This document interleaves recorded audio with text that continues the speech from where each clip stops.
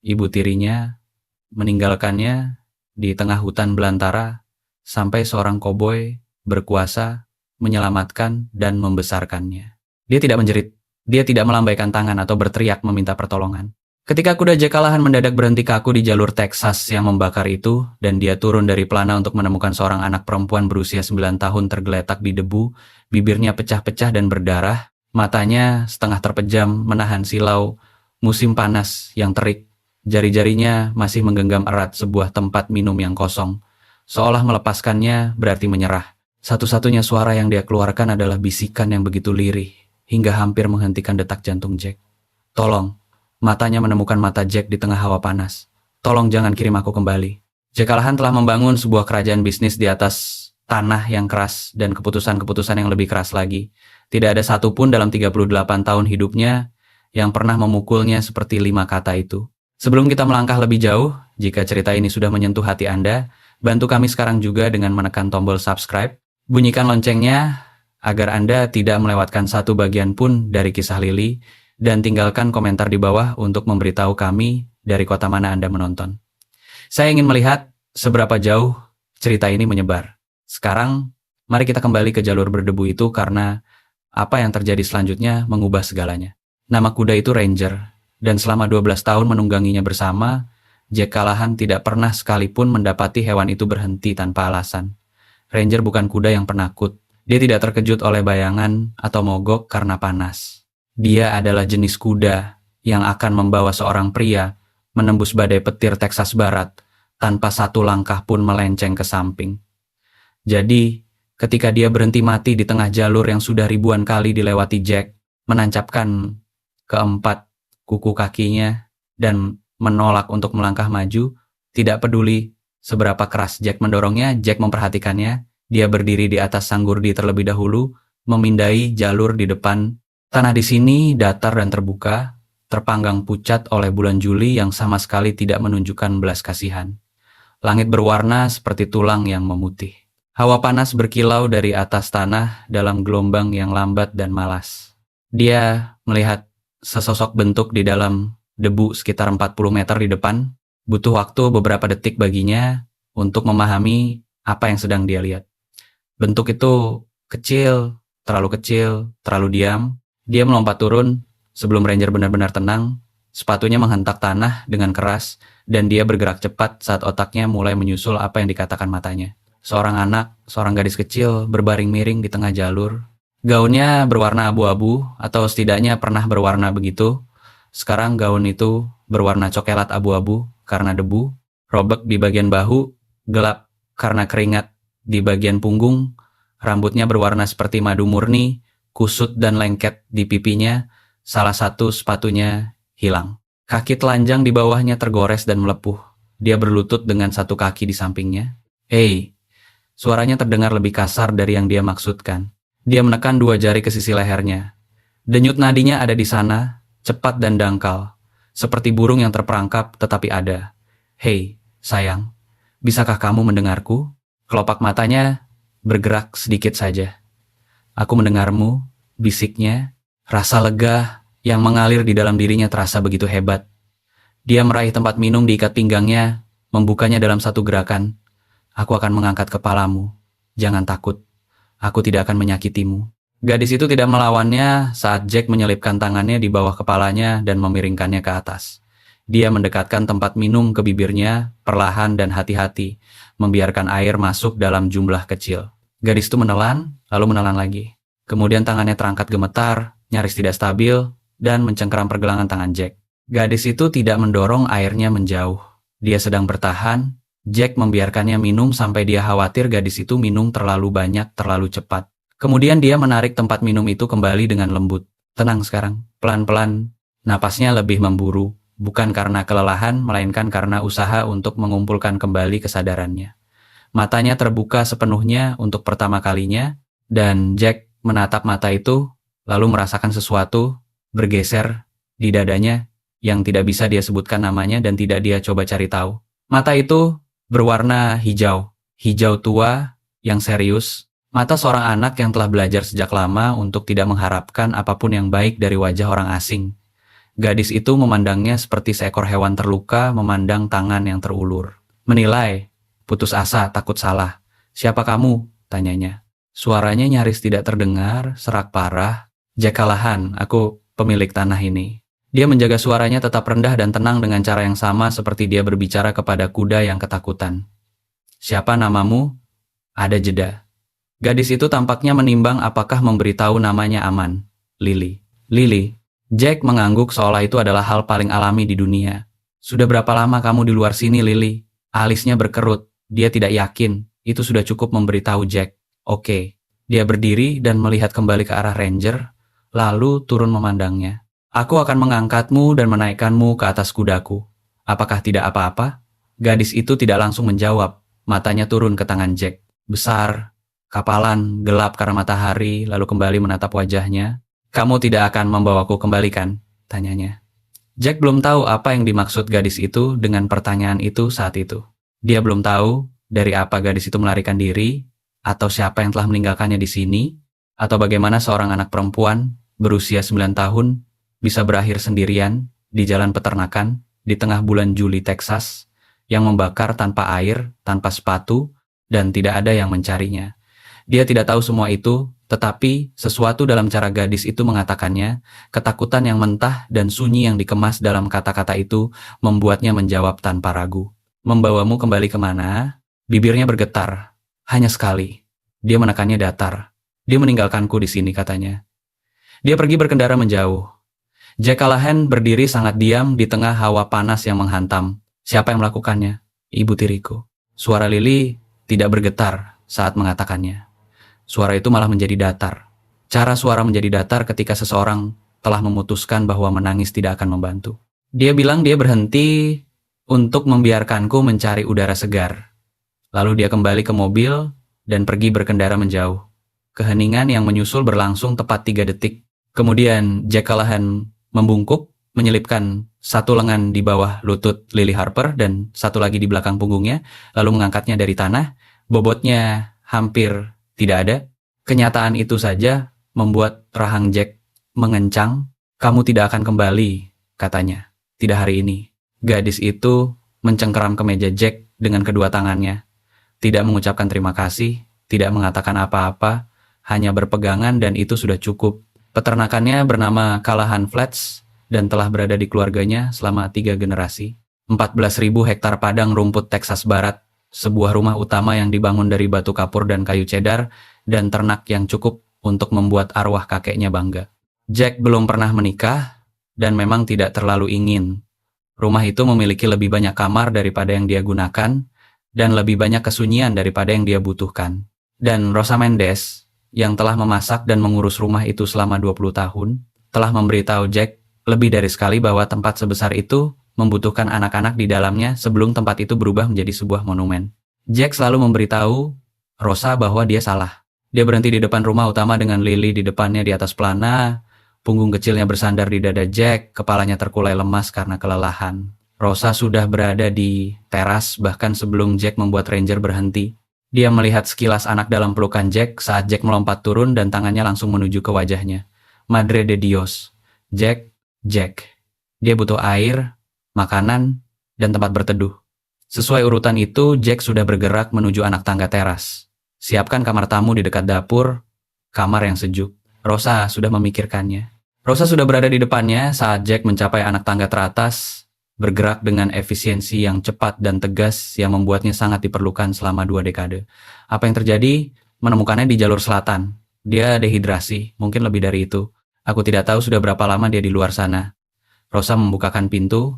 Apakah dia mengatakan sesuatu? Cukup. Dia membawa Lily melewati pintu dan masuk ke dalam interior rumah yang remang-remang dan sejuk. Dia merasakan cengkeraman gadis itu pada kemejanya mengencang saat udara sejuk menerpanya.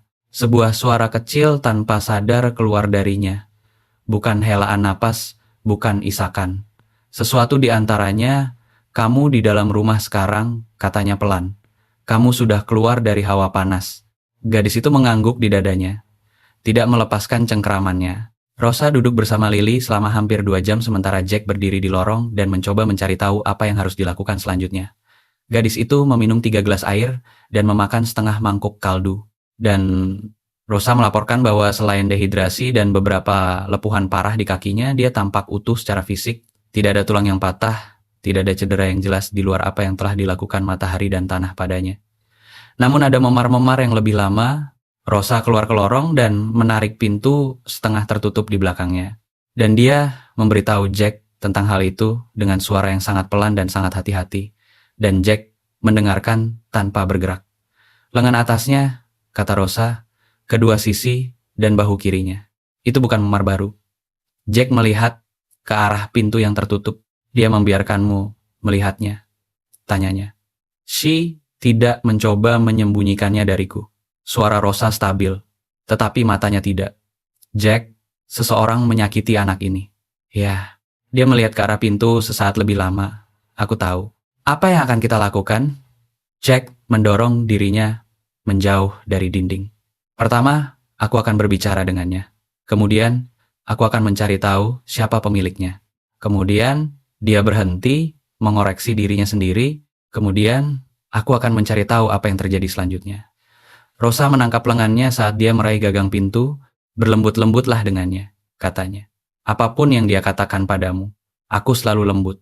Rosa memberinya tatapan yang mengatakan bahwa dia memiliki beberapa pendapat tentang hal itu, tetapi dia melangkah ke samping. Lily sedang duduk bersandar pada sandaran tempat tidur ketika dia masuk. Tangannya terlipat di pangkuannya, mengawasi pintu seolah dia telah menunggunya. Dia sudah dibersihkan sedikit, wajahnya dibasuh, rambutnya disisir ke belakang, dan seseorang Rosa tebaknya telah menemukan kemeja bersih yang menenggelamkan tubuh kecilnya. Memar di lengannya terlihat di atas lengan pendek kemeja itu.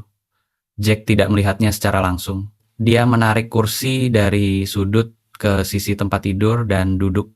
Dan dia menjaga tangannya tetap santai di atas lututnya. Dan suaranya tetap tenang. Merasa lebih baik? Ya Tuan, formal, hati-hati.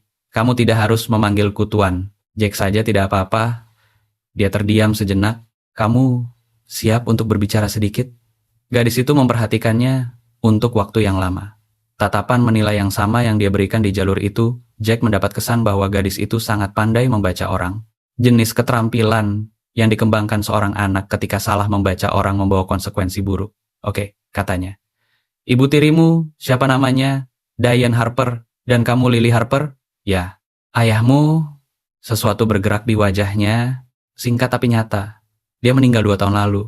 Namanya Thomas Harper. Aku turut berduka. Dia bersungguh-sungguh melontarkannya. Ada keluarga lain? Tidak. Dia mengatakannya dengan sederhana, seolah dia telah menerimanya sejak lama. Hanya Diane.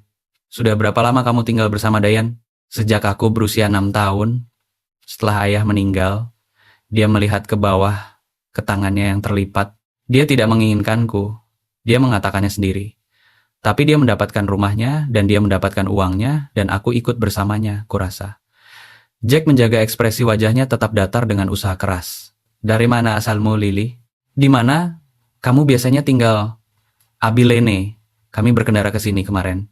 Dia bilang, dia membawaku untuk menemui seorang sepupu. Ada jeda, tidak ada sepupu sama sekali. Aku menyadarinya ketika dia berhenti di jalan itu, dan menyuruhku keluar. Dia menyuruhmu keluar dari mobil. Dia bilang dia perlu meregangkan kakinya. Bilang aku harus mencari udara segar. Suara Lily tetap datar dan stabil. Dan ketenangan itu memberi tahu Jack lebih banyak daripada air mata yang keluar. Lalu dia masuk kembali dan dia pergi berkendara menjauh.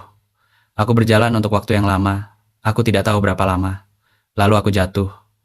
Jack condong ke depan dengan siku di atas lututnya. Apakah dia membawakan sesuatu bersamamu? Tas? Air? Tidak. Dia mengeluarkan napas perlahan melalui hidungnya. Lily, memar di lenganmu. Bisakah kamu memberitahu aku tentang itu? Tangan di pangkuannya mengencang sesaat saja. Kemudian, tangan itu rileks dengan sengaja dan Jack menyaksikannya memaksa dirinya melakukan itu. Menyaksikan seorang anak berusia 9 tahun secara sadar memilih untuk bersikap tenang dan sesuatu di dalam dirinya menjadi sangat-sangat sunyi. Dia kadang-kadang marah, kata Lily. Apakah dia memukulmu? Kadang-kadang. Sering. Jeda yang lebih lama kali ini. Ya, Tuan. Kata Tuan itu lolos lagi. Dia tidak mengoreksinya. Lebih sering sejak ayah meninggal, Jack tidak bergerak. Dia tidak membiarkan apa yang dia rasakan mencapai wajahnya karena dia telah belajar sejak lama bahwa menunjukkan kemarahan di depan seseorang yang takut akan kemarahan adalah hal yang sama sekali salah untuk dilakukan. Namun di dalam dirinya, sesuatu sedang terbakar perlahan dan panas dengan kualitas kesabaran tertentu dari api yang tidak terburu-buru karena tahu bahwa api itu akan membakar untuk waktu yang lama. Oke, katanya. Terima kasih, sudah memberitahu aku. Apakah kamu akan meneleponnya? Tanya Lily. Suaranya tetap datar, tetapi matanya tidak. Matanya menanyakan pertanyaan yang sebenarnya. Apakah kamu akan mengirimku kembali? Aku akan menelepon sheriff, kata Jack. Karena apa yang dia lakukan itu melanggar hukum. Dan aku akan meminta dokter datang ke sini untuk memeriksa dirimu karena itu yang perlu dilakukan. Tapi aku ingin kamu mendengar aku tentang sesuatu. Dia menahan tatapannya. Kamu tidak akan kembali kepada wanita itu. Tidak hari ini dan tidak sampai kita tahu kamu pergi ke tempat yang aman. Kamu paham maksudku? Lily menatapnya. Dia memiliki ekspresi seorang anak yang telah dijanjikan banyak hal sebelumnya dan belajar untuk tidak mempercayainya. Jack menahan tatapannya dan membiarkannya melihat selama yang dia butuhkan. Kamu sungguh-sungguh.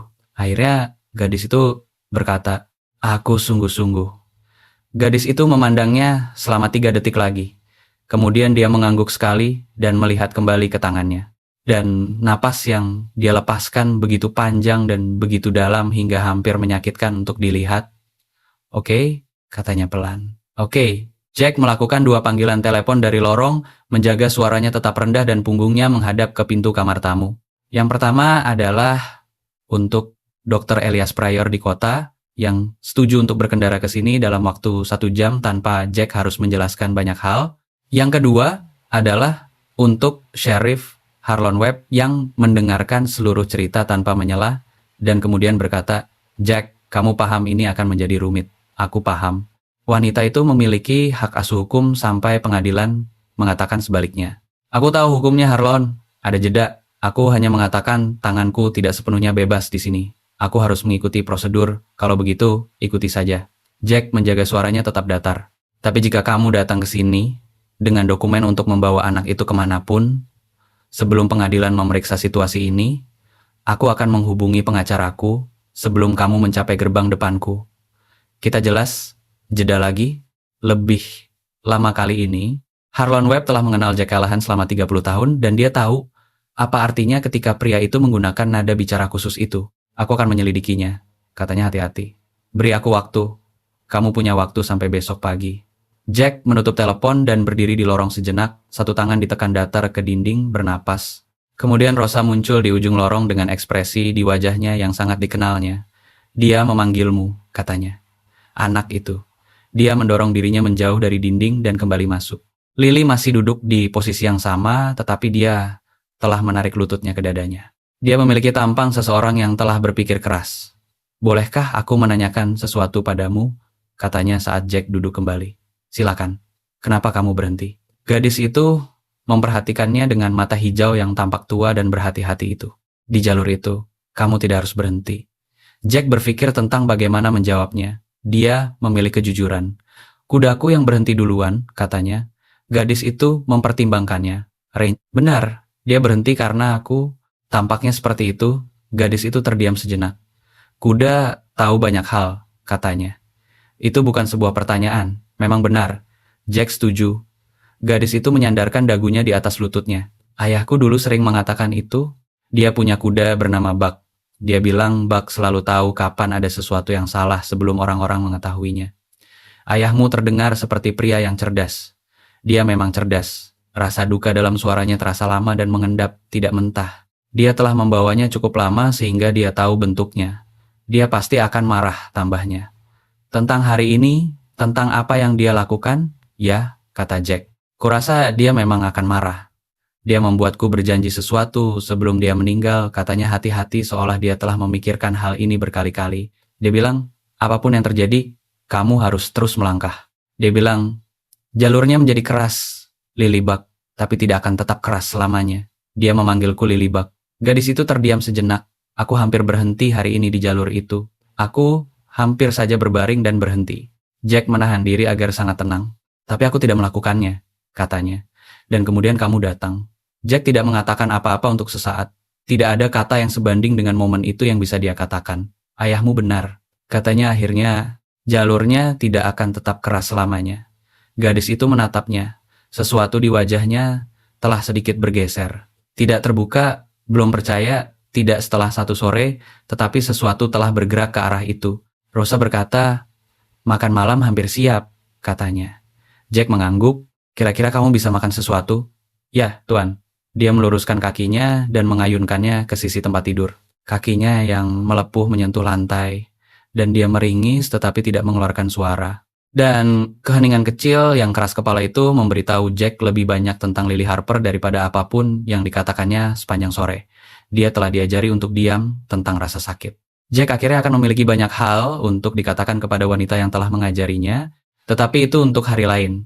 Saat ini, ada seorang gadis yang belum memakan makanan asli entah sudah berapa lama, dan dapur Rosa adalah tempat paling aman di Texas Barat, dan itu sudah cukup untuk mulai melangkah.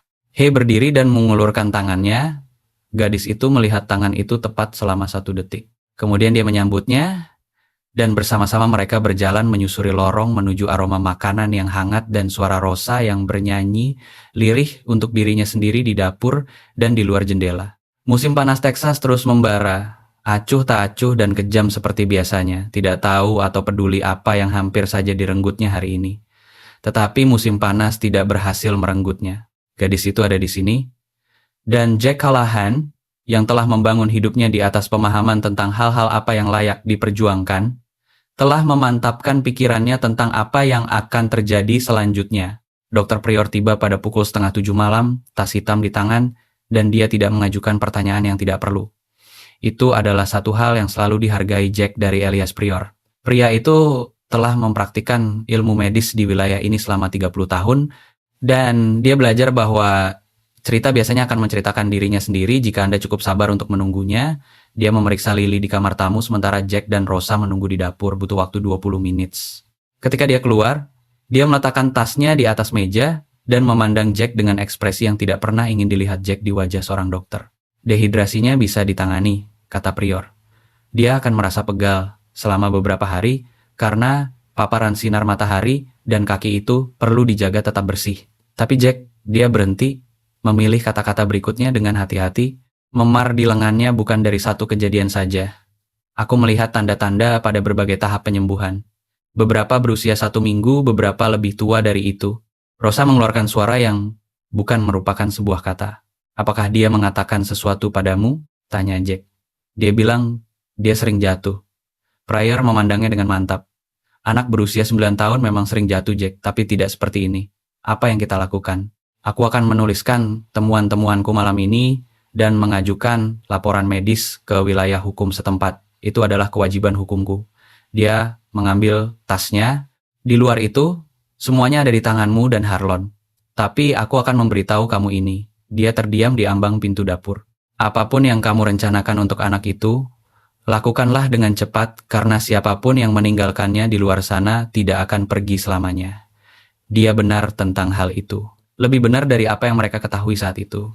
Jack mengantarnya keluar dan berdiri di teras untuk waktu yang lama setelah lampu depan mobil menghilang di jalan masuk peternakan. Malam datang dengan cepat seperti yang biasa terjadi di Texas pada musim panas. 1 menit langit menyala oranye di tepinya dan kemudian kegelapan langsung turun. Dia berdiri di dalamnya dan memikirkan tentang Diane Harper, seorang wanita yang belum pernah dia temui, dan merasakan api yang lambat dan sabar di dalam dirinya membakar sedikit lebih panas. Di belakangnya, pintu kasa terbuka, dia berbalik. Lily berdiri di ambang pintu dengan kaki telanjang, terbungkus salah satu selendang cadangan Rosa yang menjuntai hingga ke lututnya. Dia memiliki tampang seseorang yang telah mencoba tidur dan mendapati tidur belum siap datang. "Kamu harus beristirahat," katanya. "Aku tahu." Gadis itu tidak bergerak. "Apakah dokter akan memberitahu seseorang di mana aku berada?" Jack kembali ke teras dan bersandar pada pagar agar dia tidak melihat ke bawah ke arahnya. Dia mengajukan laporan. "Itu berarti wilayah setempat tahu kamu ada di sini dan kamu aman." "Itu hal yang baik." Gadis itu terdiam sejenak. "Apakah dia akan mengetahuinya, Lily?" Jack menjaga suaranya tetap datar. "Biarkan aku yang mengkhawatirkan bagian itu." Gadis itu memandangnya dengan mata hijau tua itu. "Dia punya pengacara," katanya. "Pengacara sungguhan." Dia kadang-kadang membicarakannya. Dia bilang pengacaranya bisa membuat apapun menghilang. Kalimat itu mendarat dengan beban yang mungkin tidak dia maksudkan. Jack menahan tatapannya. Begitu juga denganku, katanya. Sesuatu di wajahnya bergeser. Bukan kelegaan yang tepat, lebih seperti seseorang yang telah bersiap untuk menerima pukulan yang ternyata tidak datang. Oke, katanya lembut. Dan kemudian Rosa meninggalkan makanan di atas kompor. Dia bilang kamu juga belum makan. Terlepas dari segalanya, sudut mulut Jack bergerak. Dia menyuruhmu datang menjemputku. Dia menyuruhku memberitahu kamu bahwa seorang pria yang tidak makan akan membuat keputusan yang buruk. Gadis itu menyampaikannya dengan keseriusan total. Kata-katanya terdengar benar. Jack mendorong dirinya menjauh dari pagar. Ayo kalau begitu, mereka makan bersama di meja dapur. Jack dan Lily serta keheningan khusus dari sebuah rumah yang sedang mencoba mencari tahu akan menjadi seperti apa rumah itu nantinya. Lily makan perlahan. Pada awalnya, seolah dia sedang menunggu seseorang untuk menyuruhnya berhenti, dan kemudian rasa lapar mengalahkan kewaspadaan, dan dia menghabiskan semua yang ada di mangkuk dan menerima porsi kedua tanpa harus diminta 2 kali. Jack mengawasinya tanpa terlihat mengawasinya dengan cara yang biasa Anda lakukan untuk mengamati hewan yang ketakutan. Secara periferal dan sabar, dan apa yang dilihatnya membuat sesuatu terasa sakit jauh di dalam dadanya, di tempat yang sudah lama tidak dia gunakan. Gadis itu berterima kasih kepada Rosa 2 kali untuk makanannya, membereskan mangkuknya sendiri tanpa disuruh, melipat selendang dengan rapi saat melepasnya, dan meletakkannya di atas kursi di sampingnya. Kebiasaan kecil yang penuh kehati-hatian. Kebiasaan seorang anak yang telah belajar bahwa menghabiskan ruang itu berbahaya. Kamu melakukan itu di rumah, tanyanya. Membantu bersih-bersih. Gadis itu meliriknya, ya Tuan, Dayan membuatku terhenti sejenak. Jika aku tidak melakukannya, ada konsekuensinya. Jack mengangguk pelan, tidak mendesak, menyimpannya bersama hal-hal lainnya. Rosa muncul dari bagian belakang dapur dan meletakkan kedua tangannya di atas meja lalu memandang Lily dengan ketegasan khusus yang merupakan cara Rosa menunjukkan bahwa dia peduli. Kamu tidur di kamar itu malam ini dan kamu tidak perlu mengkhawatirkan apapun. Katanya, kamu dengar aku? Tidak ada yang bisa masuk ke rumah ini tanpa melewati Jack terlebih dahulu dan tidak ada yang bisa melewati Jack. Lily memandang Rosa, lalu memandang Jack, lalu kembali memandang Rosa. Kamu sudah lama bekerja untuknya? 20 tahun? Apakah kamu mempercayainya? Rosa bahkan tidak mengerjap. Dengan nyawaku, dan aku adalah wanita yang tidak mengatakan hal itu dengan ringan. Lily mempertimbangkan hal ini dengan keseriusan seseorang yang sedang membuat perhitungan yang sangat penting. Kemudian dia mengangguk. Oke, katanya. Dan satu kata itu yang dikatakan dengan cara khusus memberitahu Jack bahwa sesuatu telah diputuskan di dalam diri gadis itu yang belum pernah diputuskan sebelumnya. Dia pergi tidur tanpa rewel. Rosa memeriksanya 2 kali sebelum rumah itu benar-benar sunyi. Jack duduk di meja dapur dengan secangkir kopi dingin dan ponselnya lalu memikirkan langkah selanjutnya. Dia menelepon pengacaraku pada pukul 9.30 malam. Mitchell Hale mengangkat pada dering kedua, karena Mitchell Hale adalah jenis pria yang paham bahwa Jack Callahan tidak menelepon lewat jam 9 malam kecuali itu penting. Bicaralah padaku, kata Mitchell. Jack berbicara. Dia membeberkan seluruh kejadian hari itu, jalur itu, anak itu, memar-memar itu, apa yang dikatakan dokter, apa yang dikatakan Lily. Mitchell mendengarkan tanpa menyela, yang merupakan salah satu alasan Jack membayarnya sebesar apa yang dia bayar. Ketika Jack selesai berbicara, ada keheningan singkat. Kemudian Mitchell berkata, ibu tirinya memiliki hak asuh hukum. Aku tahu. Yang berarti saat ini secara teknis kamu menampung anak di bawah umur tanpa otorisasi. Wanita itu meninggalkan anak itu di jalan tanah untuk mati, Mitchell.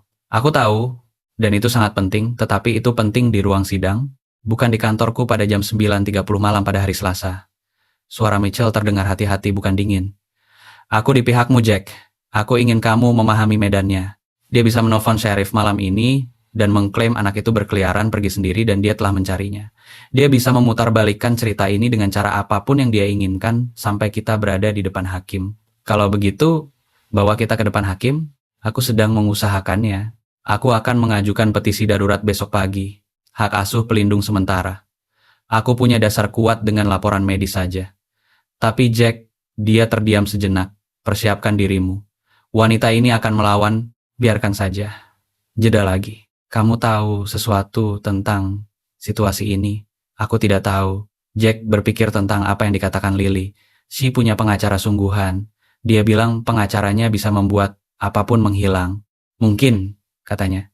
Aku akan tahu lebih banyak besok. Dia menutup telepon dan duduk bersama keheningan untuk beberapa saat. Kemudian dia pergi tidur. Dia tidak bisa tidur banyak. Pagi datang dengan keras dan cerah, dan bersamanya datang tanda pertama bahwa peringatan Mitchell Hale bukanlah sebuah kebohongan yang berlebihan. Rosa menemukan surat itu di bawah gerbang depan tepat sebelum jam 7 pagi. Itu bukan sekedar surat biasa. Itu adalah dokumen hukum, sebuah tuntutan formal di atas kop surat sebuah firma hukum di Dallas yang dikenali Jack karena dia pernah mendengar tentang reputasi mereka. Cara Anda mendengar tentang cuaca buruk yang akan datang dari reputasinya sebelum Anda melihatnya sendiri. Dokumen itu menyatakan bahwa Diane Harper, wali hukum dari seorang anak bernama Lillian Harper, usia 9 tahun, memiliki alasan untuk mempercayai bahwa anak tersebut ditahan secara tidak sah di peternakan Colohan Flats dan menuntut pengembaliannya segera atau menghadapi konsekuensi hukum yang akan ditentukan oleh pengadilan.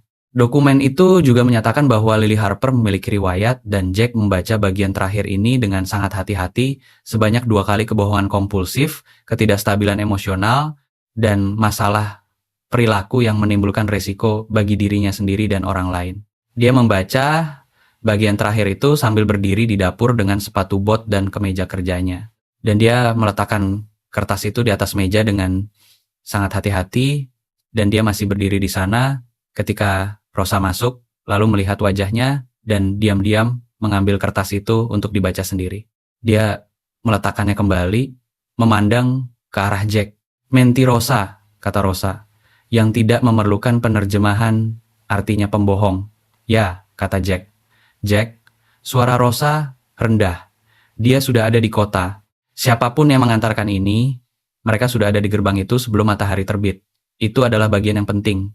Diane Harper tidak datang mencari. Dia tidak pernah datang mencari. Dia datang dengan persiapan matang bersama seorang pengacara dengan narasi yang sudah dibangun dengan dokumen hukum yang siap dijalankan sebelum matahari sepenuhnya terbit. Itu bukan seorang ibu yang berduka yang mencari anak yang hilang. Itu adalah sebuah strategi. Jack menelpon Mitchell pada jam 7.02 pagi. Dia sudah bergerak, katanya. Aku tahu. Aku mendapat telepon pada jam 6.45 pagi dari panitera wilayah. Dia mengajukan permohonan terlebih dahulu, petisi untuk pengembalian segera anak di bawah umur. Rahang Jack mengencang. Apakah dia bisa melakukan itu? Dia sudah mengajukannya. Apakah itu akan bertahan?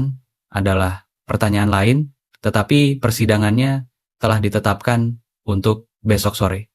Ada jeda, pengacaranya adalah Preston Wade. Nama itu menggantung di udara seperti sesuatu yang memiliki bobot besar. Preston Wade adalah jenis pengacara yang muncul ketika seseorang memiliki uang banyak dan tidak memiliki keberatan moral tentang bagaimana uang itu dihabiskan. Dia sangat hebat dan dia sangat mahal dan dia memiliki rekam jejak di pengadilan keluarga di 3 negara bagian yang membuat banyak hakim baik memilih untuk menutup mata. Aku tahu nama itu, kata Jack. Semua orang di Texas tahu nama itu. Aku tidak akan membohongimu. Ini adalah pertarungan yang lebih keras daripada jam 9.30 kemarin malam. Bisakah kita menang? Kita bisa menang. Tapi aku butuh segalanya. Laporan dokter, ceritamu, saksi manapun. Dan aku butuh Lily jika dia bersedia berbicara. Dia berhenti sejenak. Dia berusia 9 tahun, Jack. Tidak ada yang akan memaksanya. Aku akan berbicara dengannya. Dia pergi ke kamar tamu dan mengetuk 2 kali sebelum mendorong pintu terbuka beberapa inci. Lily sudah terbangun, duduk di tempat tidur dengan lutut ditarik ke dadanya. Dan dari raut wajahnya, Jack tidak yakin apakah gadis itu tidur sama sekali. Dia ada di sini, bukan? Kata Lily. Itu bukan sebuah pertanyaan. Jack masuk dan duduk di kursi. Dia tidak mencoba memperhalus ceritanya. Dia telah membuat keputusan malam sebelumnya bahwa anak ini berhak mendapatkan kejujuran dan dia tidak mengubah hal itu sekarang. Dia mengajukan dokumen pagi ini. Dia menginginkanmu kembali. Wajah Lily tidak hancur. Wajah itu menjadi sangat diam dengan cara seseorang menjadi diam ketika mereka sedang memperjuangkan sesuatu yang keras dari dalam diri mereka. Apa artinya itu? Artinya ada persidangan besok, seorang hakim akan memutuskan kemana kamu akan pergi. Dia menjaga suaranya tetap stabil. Pengacaraku sangat hebat. Kita memiliki laporan dokter. Kita memiliki apa yang kamu katakan padaku. Dia terdiam sejenak. Dia bilang akan sangat membantu jika kamu bersedia berbicara di depan hakim. Ruangan itu sunyi. Apakah dia akan ada di sana? Tanya Lily.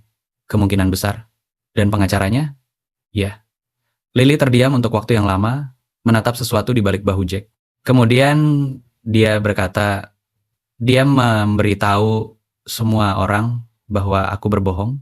Dia sudah mengatakannya untuk waktu yang lama. Dia mengatakannya begitu sering hingga orang-orang mempercayainya. Gadis itu menatapnya. Bagaimana jika mereka mempercayainya daripada mempercayai aku? Kalau begitu, aku akan bertarung lebih keras, katanya. Tapi Lily, kebenaran memiliki cara untuk bertahan lebih baik daripada kebohongan ketika seseorang melihatnya dengan cukup dekat. Dan hakim ini akan melihatnya dengan dekat. Bagaimana kamu tahu?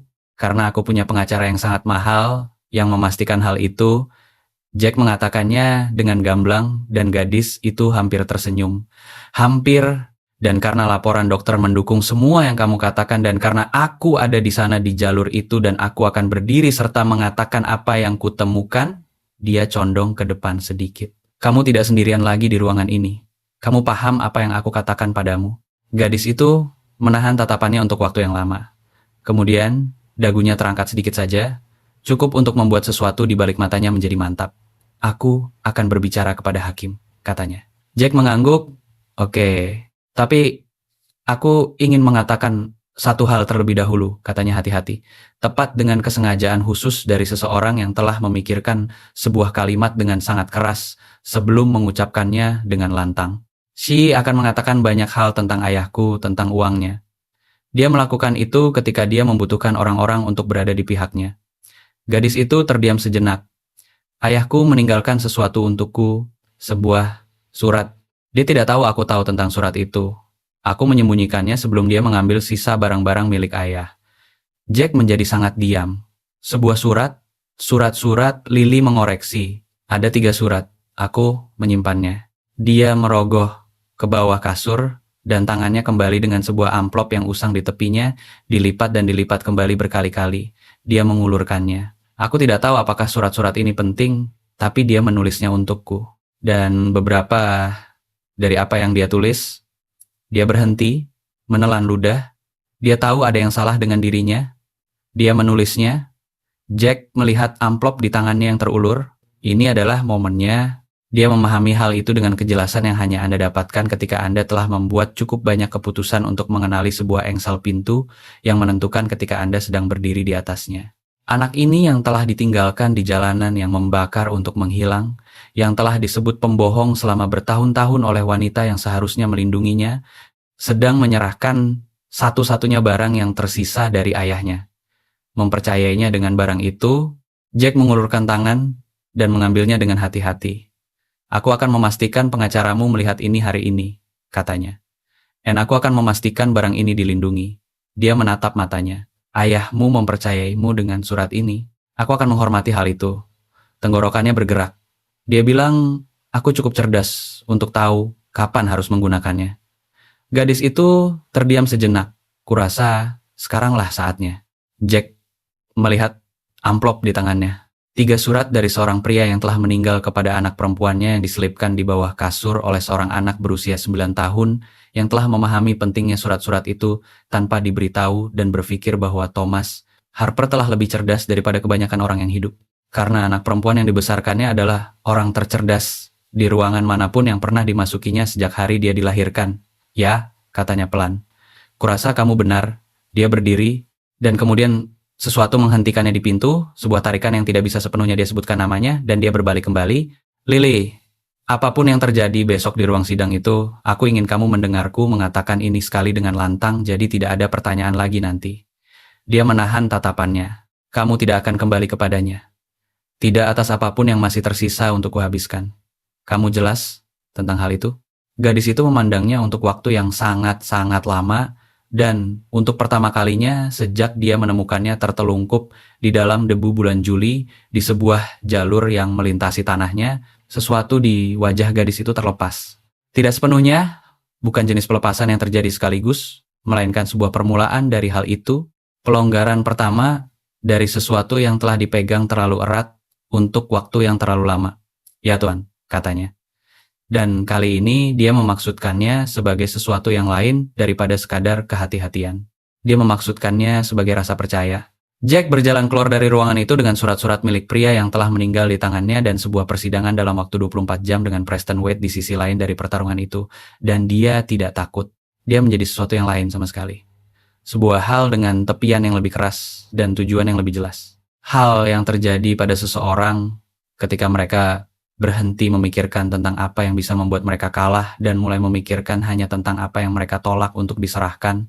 Dan di suatu tempat di sebuah kamar hotel di kota, Diane Harper sudah menelepon pengacaranya, mengatur cerita yang direncanakannya untuk diceritakan kepada hakim besok, mengatur pertunjukan, memoles kebohongan. Dia tidak tahu apa yang ada di dalam amplop itu. Dia akan segera mengetahuinya. Mitchell Hale membaca surat-surat Thomas Harper sebanyak 3 kali tanpa mengucapkan sepatah kata pun. Jack duduk di seberangnya di kantor peternakan dengan kopinya yang mendingin dan menyaksikan wajah pria itu bergerak, menembus sesuatu yang jarang ditunjukkan oleh pengacara, berpengalaman kejutan tulus yang diikuti oleh pengetatan. Lambat yang disengaja dari seseorang yang baru saja menyadari permainan berubah saat mereka tidak sedang melihat Mitchell meletakkan surat-surat itu kembali, mendongak. Dari mana dia mendapatkan ini? Dia menyembunyikannya sebelum Diane mengambil semua hal lainnya. Jack. Mitchell mengambil surat teratas lagi. Thomas Harper tahu, dia tahu sebelum dia meninggal, bahwa wanita itu berencana untuk menggugat struktur warisannya. Dia menuliskannya secara rinci. Nama, tanggal, kekhawatiran spesifiknya tentang apa yang akan dilakukan Diane untuk mengakses dana perwalian Lily. Dia mengetuk kertas itu. Dia juga menyatakan dengan jelas dalam tulisan tangannya sendiri bahwa dia mengkhawatirkan keselamatan fisik anak perempuannya dalam perawatan Diane jika dia meninggal. Ruangan itu sangat sunyi. Dia mengkhawatirkan keselamatannya. Jack mengulangi kalimat itu.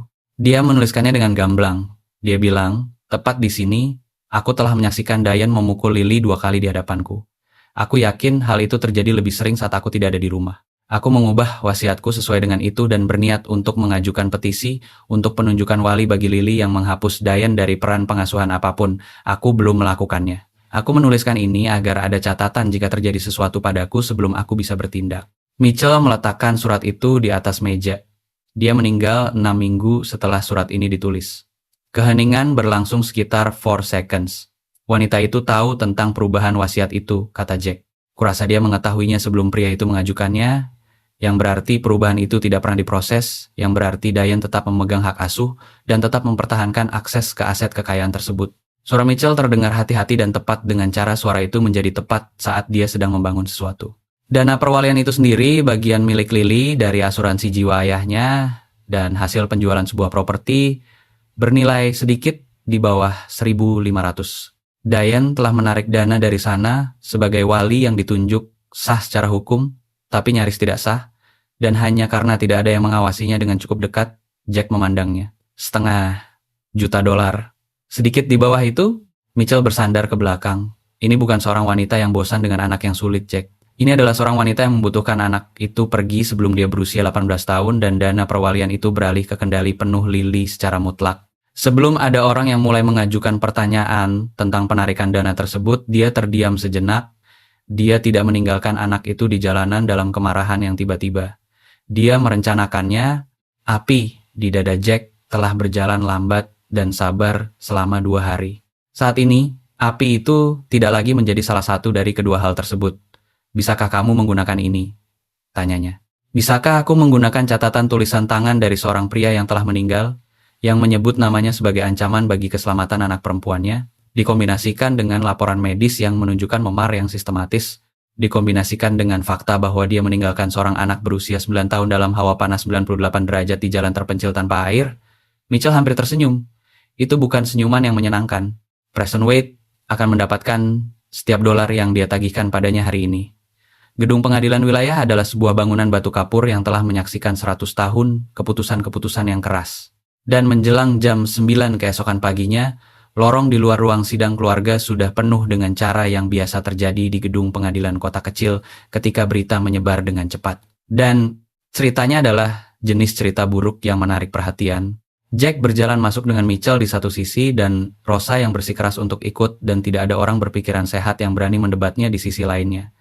Lily berjalan di samping Jack.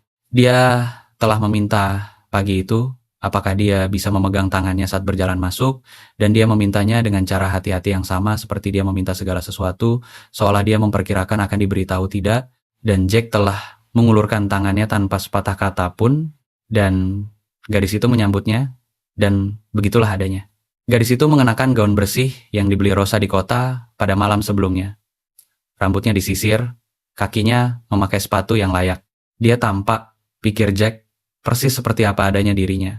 Seorang anak kecil yang serius, sangat tenang luar biasa, yang telah memutuskan bahwa dia tidak akan membiarkan ruangan ini melihatnya merasa takut. Dia merasa lebih bangga padanya pada momen itu daripada kata-kata yang dimilikinya.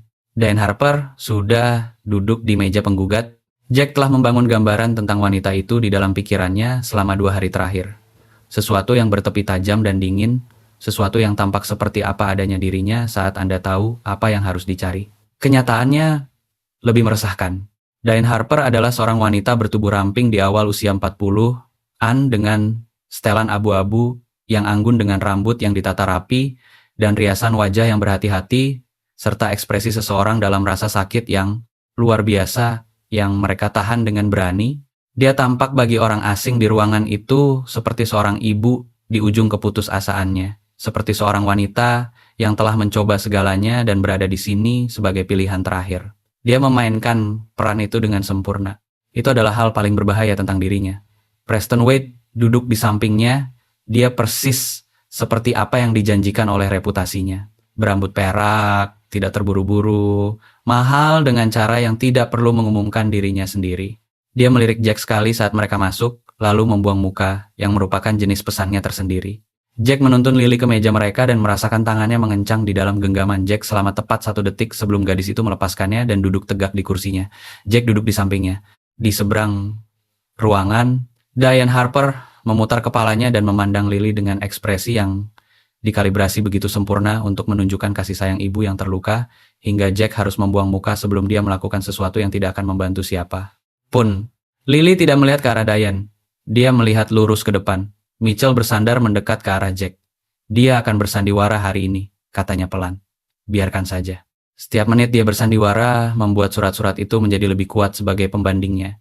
Hakimnya adalah seorang wanita bernama Eleanor Marsh, berusia 60 tahun, dengan kacamata baca di atas rantai, dan pembawaan tegas tanpa omong kosong dari seseorang yang telah mendengar setiap versi dari setiap cerita dan mempertahankan kemampuan untuk membedakan mana yang benar. Jack menganggap itu sebagai pertanda baik. Mitchell telah memberitahu Jack bahwa Marsh memiliki reputasi untuk memotong tepat pada jenis presentasi ruang sidang teatrikal yang menjadi keahlian khusus Preston Wade. Mereka akan segera mengetahuinya. Wade membuka persidangan untuk pihak Diane dengan cerita yang halus dan penuh kesedihan tentang seorang ibu tiri yang berbakti yang didorong ke dalam keputusasaan oleh seorang anak dan dia menggunakan frasa ini tanpa meminta. Maaf, kesulitan perilaku yang terdokumentasi. Dia berbicara tentang upaya tanpa lelah Diane, kesabarannya, tahun-tahun pengorbanannya. Dia berbicara tentang insiden di jalan itu sebagai sebuah kesalahpahaman yang sangat disesalkan selama periode stres keluarga yang akut. Dia mengucapkan kata kesalahpahaman dengan kemudahan yang terlatih dari seorang pria yang telah mengatakannya di depan para hakim berkali-kali sebelumnya.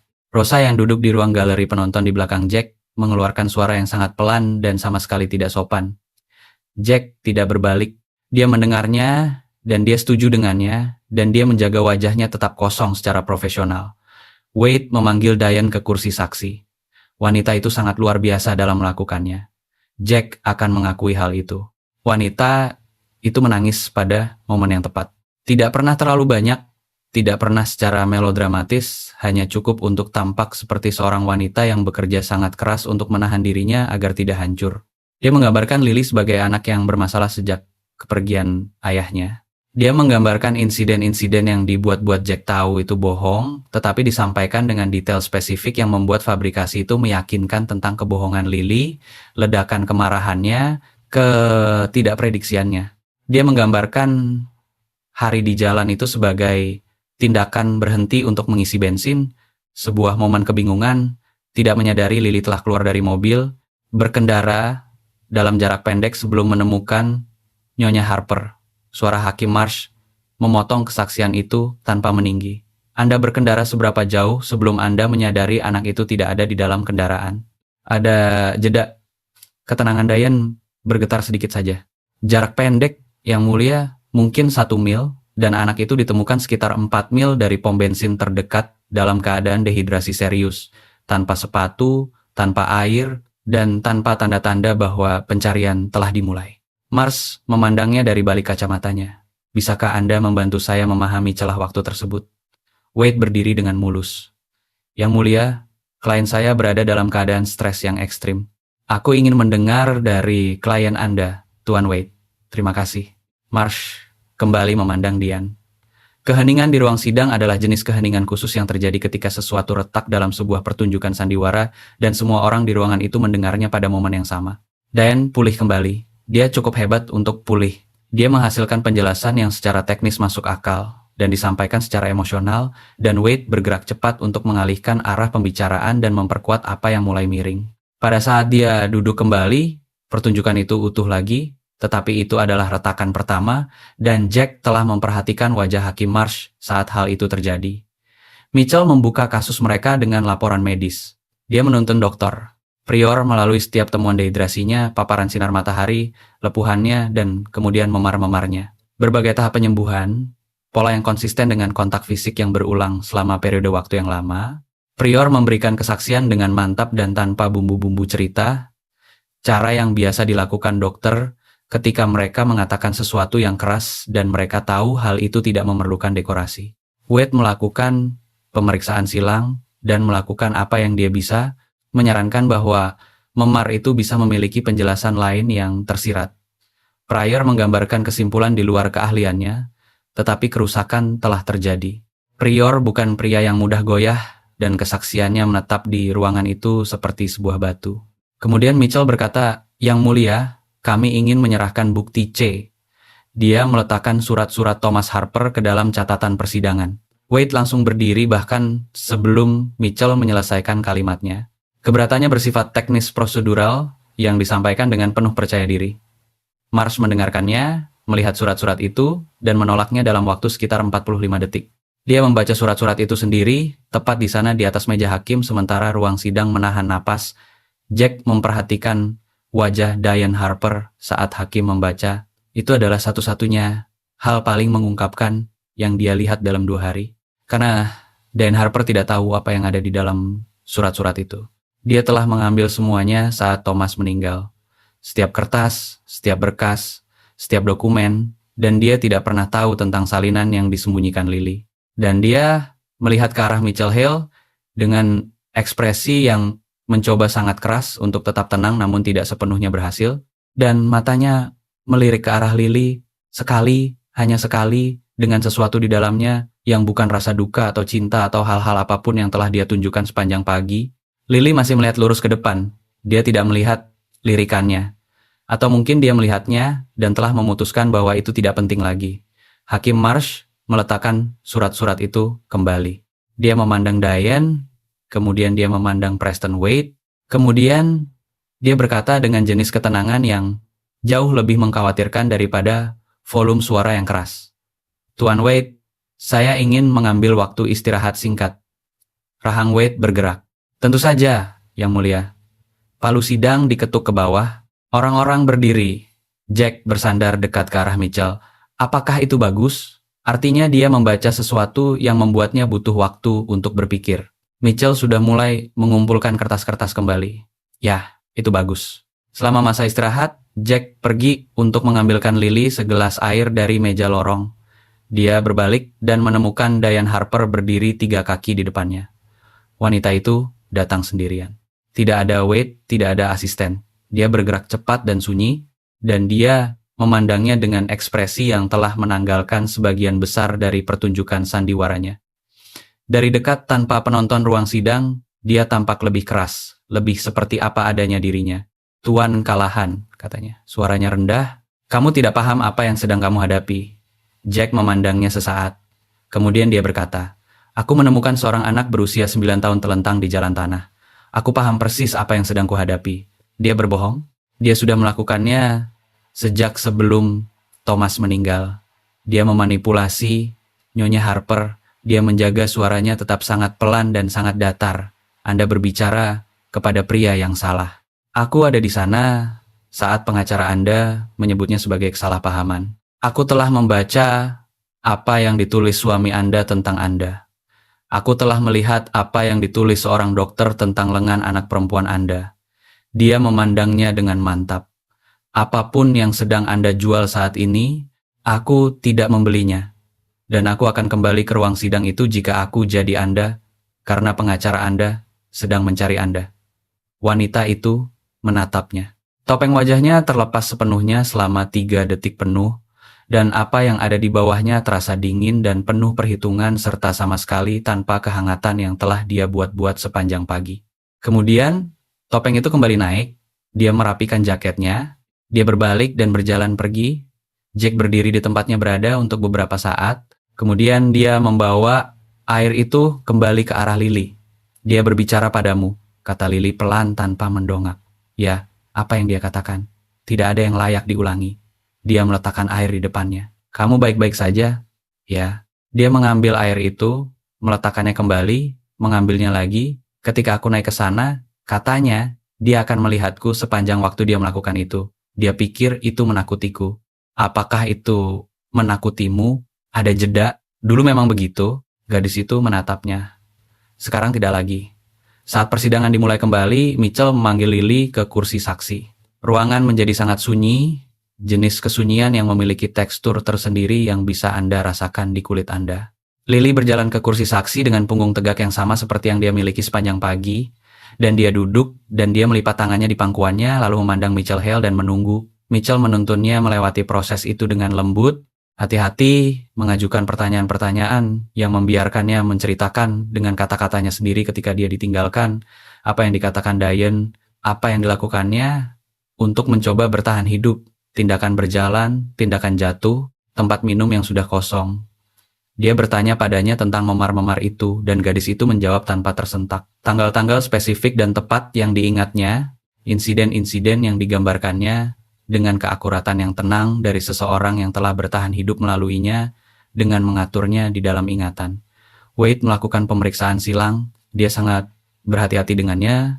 Dia cukup cerdas untuk tahu bahwa seorang juri akan memaafkan pengacara yang bertindak keras pada orang dewasa dan tidak akan pernah memaafkan pengacara yang bertindak keras pada anak berusia 9 tahun, tetapi dia mendesak pada ketidakkonsistenan yang bisa ditemukannya, menyiratkan bahwa ingatan gadis itu tidak dapat diandalkan. Lily menjawab setiap pertanyaan dengan tenang dan tepat. Dia tidak menjadi marah, dan dia tidak menangis, dan dia tidak mundur. Ketika Wade menyarankan bahwa ceritanya tentang memar-memar itu mungkin sebuah eskalasi cerita yang dilebih-lebihkan, gadis itu mengatakannya dengan sederhana dan tanpa emosi panas. Dr. Pryor mengambil foto-foto, Anda bisa melihatnya sendiri. Ada suara dari galeri penonton. Seseorang menahan sesuatu. Wade mengubah pendekatannya. Lily, apakah ayahmu pernah memberi tahu kamu tentang wasiatnya? Sedikit. Apakah dia pernah mendiskusikan dana perwalian itu denganmu? Dia memberitahu aku bahwa dia telah menyiapkan uang untuk saat aku tumbuh dewasa nanti. Dia bilang itu agar aku selalu memiliki modal awal. Gadis itu terdiam sejenak. Dia bilang beberapa orang akan mencoba mengambilnya. Dia bilang untuk berhati-hati. Dia memandang Wade secara langsung. Dia benar. Keheningan di ruangan itu berlangsung cukup lama hingga menjadi pernyataannya tersendiri. Wade berkata, tidak ada pertanyaan lagi. Dan duduk kembali lebih cepat daripada pergerakannya sepanjang pagi. Hakim Marsh memandang Lily sesaat sebelum dia berbicara. Bukan cara seorang hakim memandang seorang saksi. Sesuatu yang lebih dari itu. Sesuatu yang telah menaruh jarak profesionalnya untuk tepat 1 detik. Terima kasih Lily, katanya. Kamu boleh turun. Lily turun dari kursi saksi. Dia berjalan kembali ke meja dan duduk di samping Jack, dan Jack merasakannya mengembuskan napas panjang dan lambat di sampingnya. Jack tidak mengatakan apa-apa. Dia meletakkan tangannya di atas meja, telapak tangan menghadap ke atas. Gadis itu melihat tangan itu, kemudian dia menempatkan tangannya di dalam genggaman Jack dan bertahan, serta tidak melepaskannya untuk sisa dari apa yang terjadi selanjutnya. Mitchell sudah berdiri kembali. Dia membeberkan catatan keuangan, penarikan dana perwalian, pola akses garis waktu yang menunjukkan Diane Harper menarik sejumlah dana besar dalam bulan-bulan yang mengarah pada tindakan penelantaran anak tersebut. Dia membeberkannya dengan bersih dan cepat, menghubungkan setiap bagian ke dalam surat-surat itu, ke dalam laporan medis, ke dalam kesaksian Lily. Dia tidak bersikap dramatis tentang hal itu. Dia tidak perlu melakukannya. Preston Wade mengajukan keberatan sebanyak 3 kali. Marsh menolak 2 diantaranya dan menerima 1 atas dasar teknis yang tidak mengubah substansi kasus. Pada saat Mitchell duduk kembali, udara di dalam ruangan telah berubah sepenuhnya. Jack bisa merasakannya. Pergeseran yang terjadi ketika sebuah cerita berhenti menjadi sesuatu yang sedang diputuskan orang-orang apakah akan dipercaya dan menjadi sesuatu yang sudah mereka percayai dan sekarang sedang memutuskan apa yang harus dilakukan. Tentang hal itu, Diane Harper duduk di mejanya dengan tangan terlipat dan rahangnya terpasang rapat dan pertunjukan sandiwaranya dipasang kembali di atas apapun yang sedang terjadi di bawahnya, tetapi pertunjukan itu sekarang lebih tipis, seperti kertas yang dihadapkan ke arah cahaya matahari. Jack memandangnya di seberang ruangan. Dia memikirkan tentang Thomas Harper, yang telah mengetahui dan menuliskannya secara rinci, namun tidak sempat mencapainya tepat waktu. Dia memikirkan tentang Lily, yang telah menyembunyikan surat-surat itu di bawah kasur dan membawanya melewati segalanya, menunggu momen yang tepat dengan insting seseorang yang telah dipercayai ayahnya untuk mengetahuinya. Dia memikirkan tentang fakta bahwa seorang anak perempuan berusia 9 tahun telah menjadi lebih cerdas dan lebih berani daripada semua mesin hukum mahal yang telah bekerja melawannya. Hakim Marsh memanggil masa istirahat untuk mempertimbangkan keputusannya. Mitchell duduk bersandar di kursinya dan tidak mengatakan apa-apa, yang merupakan hal tidak biasa baginya. Setelah beberapa saat, dia berkata pelan, dia akan memutuskan hari ini. Dia tidak akan membawa kasus ini pulang ke rumah. How kamu tahu? Tanya Jack. Karena dia marah, kata Mitchell. Hakim yang marah akan memutuskan dengan cepat. Dia melirik Jack. Itu hal yang baik dalam kasus ini. Jack memandang Lily yang sedang duduk di sampingnya dengan tangan masih di dalam genggaman Jack, menatap lurus ke depan ke arah sesuatu yang tidak spesifik dengan ekspresi terfokus dari seseorang yang telah melakukan semua yang mereka bisa lakukan dan sekarang sedang menunggu dunia untuk meresponsnya. Dia telah melakukan semua yang bisa dia lakukan. Si telah mengatakan kebenaran di atas kursi saksi di depan wanita yang mencoba menghapusnya dari dunia, dan dia tidak tersentak, dan dia tidak hancur, dan dia baru berusia 9 tahun saat melakukannya. Thomas Harper pernah berkata, jalurnya menjadi keras, tapi tidak akan tetap keras selamanya.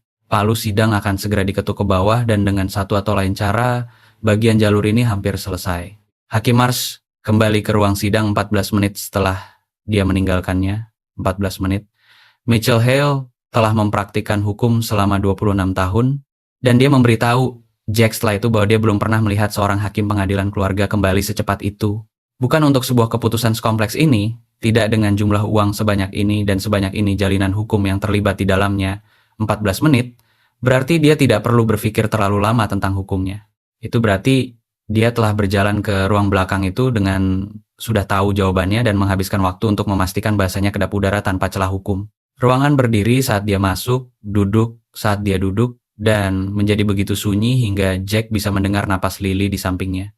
Marsh mengenakan kacamata bacanya, melihat surat-surat di depannya. Kemudian dia melepas kacamata itu dan meletakkannya di atas meja hakim lalu mendongak melihat ke arah ruangan yang merupakan hal yang dilakukannya ketika dia ingin berbicara tanpa membaca catatan, ketika dia ingin apa yang dikatakannya mendarat sebagai kata-kata manusia, bukan bahasa hukum formal.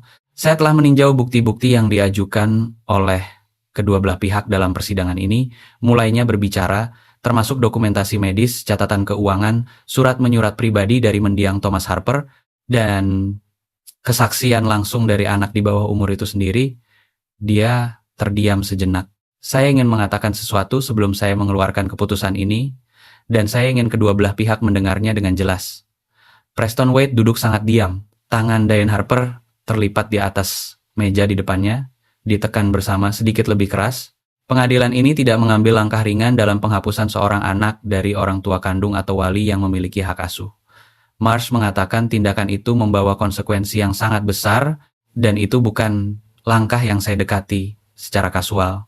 Tetapi pengadilan ini juga memiliki satu kewajiban di atas semua kewajiban lainnya dalam persidangan jenis ini, dan kewajiban itu adalah kepada anak tersebut. Dia melihat langsung ke arah Diane.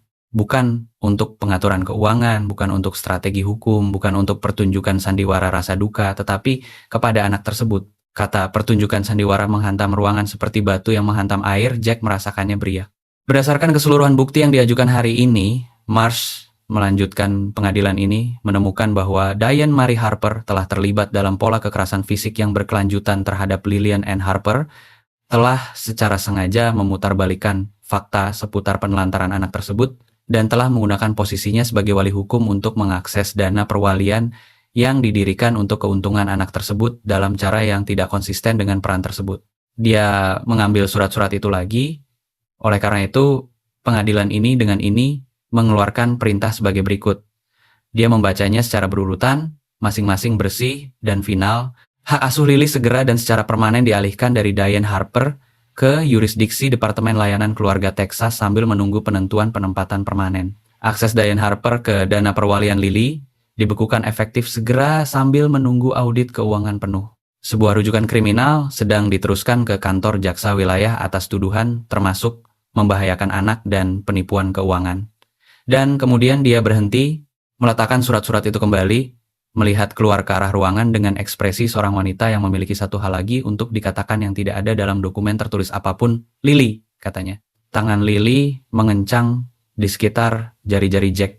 Kamu memberikan kesaksian hari ini dengan kejelasan yang lebih besar dan keberanian yang lebih besar daripada kebanyakan orang dewasa yang saya lihat di ruang sidang ini. Marsh mengatakan, ayahmu jelas tahu siapa dirimu sebenarnya. Pengadilan ini juga melihatnya. Kamu aman sekarang. Itu yang ingin saya agar kamu dengar. Suara yang datang dari suatu tempat di galeri penonton dengan cepat dibekap. Rosa, tebak Jack, tidak sepenuhnya berhasil dalam upaya pembekapan tersebut. Lily duduk sangat diam selama 3 detik penuh. Kemudian dia mengembuskan napas perlahan, sepenuhnya, dan beberapa ketegangan kaku di tulang belakangnya terlepas, tidak roboh lemas, melainkan menetap seimbang seperti seseorang yang telah memegang beban berat di ujung lengannya dan akhirnya diberitahu bahwa mereka boleh meletakkannya ke bawah. Oke, katanya begitu pelan, hanya Jack dan Mitchell yang bisa mendengarnya. Palu sidang diketuk ke bawah. Di seberang ruangan, Preston Wade sudah bersandar dekat ke arah Diane Harper, berbicara cepat dan rendah. Diane tidak mendengarkannya. Dia memandang Lily dengan ekspresi yang telah menanggalkan semua kepura-puraan dari pertunjukan sandiwara yang telah dia berikan sepanjang pagi. Ekspresi itu telanjang sekarang. Dan apa yang telanjang di dalamnya bukanlah rasa duka dan bukan rasa cinta. Itu adalah kemarahan penuh perhitungan khusus dari seseorang yang baru saja menyaksikan sesuatu yang mereka yakini telah mereka kendalikan tergelincir sepenuhnya keluar dari tangan mereka. Dia berdiri, Wade meletakkan tangan di lengannya. Wanita itu menariknya bebas. Ini belum selesai, katanya. Tidak keras, tidak secara teatrikal. Dia mengatakannya dengan cara seseorang menyatakan sebuah fakta yang mereka niatkan untuk ditindaklanjuti dan itu ditujukan kepada Jack di seberang ruangan dengan ketepatan seorang wanita yang telah memutuskan bahwa pria itu adalah rintangan spesifik antara dirinya dan apa yang diinginkannya. Jack balas memandangnya. Dia tidak mengatakan apa-apa. Tidak ada yang perlu dikatakan untuk menanggapi hal itu yang tidak dikatakan oleh 1 jam terakhir dengan lebih baik. Seorang petugas pengadilan bergerak menuju meja. Wade mencegatnya dengan mulus, mengalihkan arah jalan keluar bersama efisiensi terlatih dari seorang pria yang telah mengelola klien yang sulit keluar dari situasi yang sulit banyak kali sebelumnya. Diane pergi berkendara keluar. Pintu ruang sidang tertutup. Mitchell sudah menelepon lewat ponselnya. Jack berbalik menghadap Lily. Gadis itu melihat ke arah pintu tempat Diane pergi. Ekspresinya tidak terbaca untuk sesaat, tidak takut, tidak lega, sesuatu yang lebih rumit daripada kedua hal tersebut. Kemudian dia berbalik menghadap Jack dan berkata, dia sungguh-sungguh dengan ucapannya. Dia tidak akan berhenti. Aku tahu, kata Jack. Jadi apa yang terjadi sekarang? Sekarang, kata Mitchell, mematikan ponselnya dan duduk kembali dengan energi cepat dari seorang pria yang telah beralih ke masalah berikutnya. Negara bagian memiliki hak asuh sementara, yang berarti Lily masuk ke penempatan asuh darurat sambil menunggu penentuan permanen. Dia berhenti, memandang Jack. Kecuali apa? Tanya Lily. Mitchell memandang Jack. Jack memandang Lily. Dia telah memikirkan tentang hal ini sejak malam di teras. ketika dia berdiri di tengah kegelapan dan merasakan sesuatu menetap di dalam dirinya yang belum pernah menetap sebelumnya. Dia telah memikirkan tentang hal itu melalui kunjungan dokter dan panggilan telepon dan jam-jam panjang sebelum persidangan dimulai. Dia telah memikirkan tentang hal itu dengan jenis pemikiran yang sebenarnya bukan lagi sekadar berpikir. Jenis yang terjadi ketika sesuatu sudah diputuskan, dan pikiran hanya sedang mencari jalannya untuk menuju ke dalam kata-kata. Aku ingin mengajukan permohonan untuk hak perwalian, kata Jack. Formal legal dengan pengadilan. Aku ingin menjadi walimu, Lily, sementara situasi permanennya sedang diselesaikan. Jika itu sesuatu yang kamu inginkan, Lily menatapnya. Kamu bisa mengatakan tidak, tambahnya. Dan aku akan memastikan kemanapun kamu pergi adalah tempat yang baik dan aman dan seseorang akan memeriksa keadaanmu, tetapi aku menawarkan diri meminta izinmu. Keheningan berlangsung cukup lama hingga Mitchell mendongak dari kertas-kertasnya.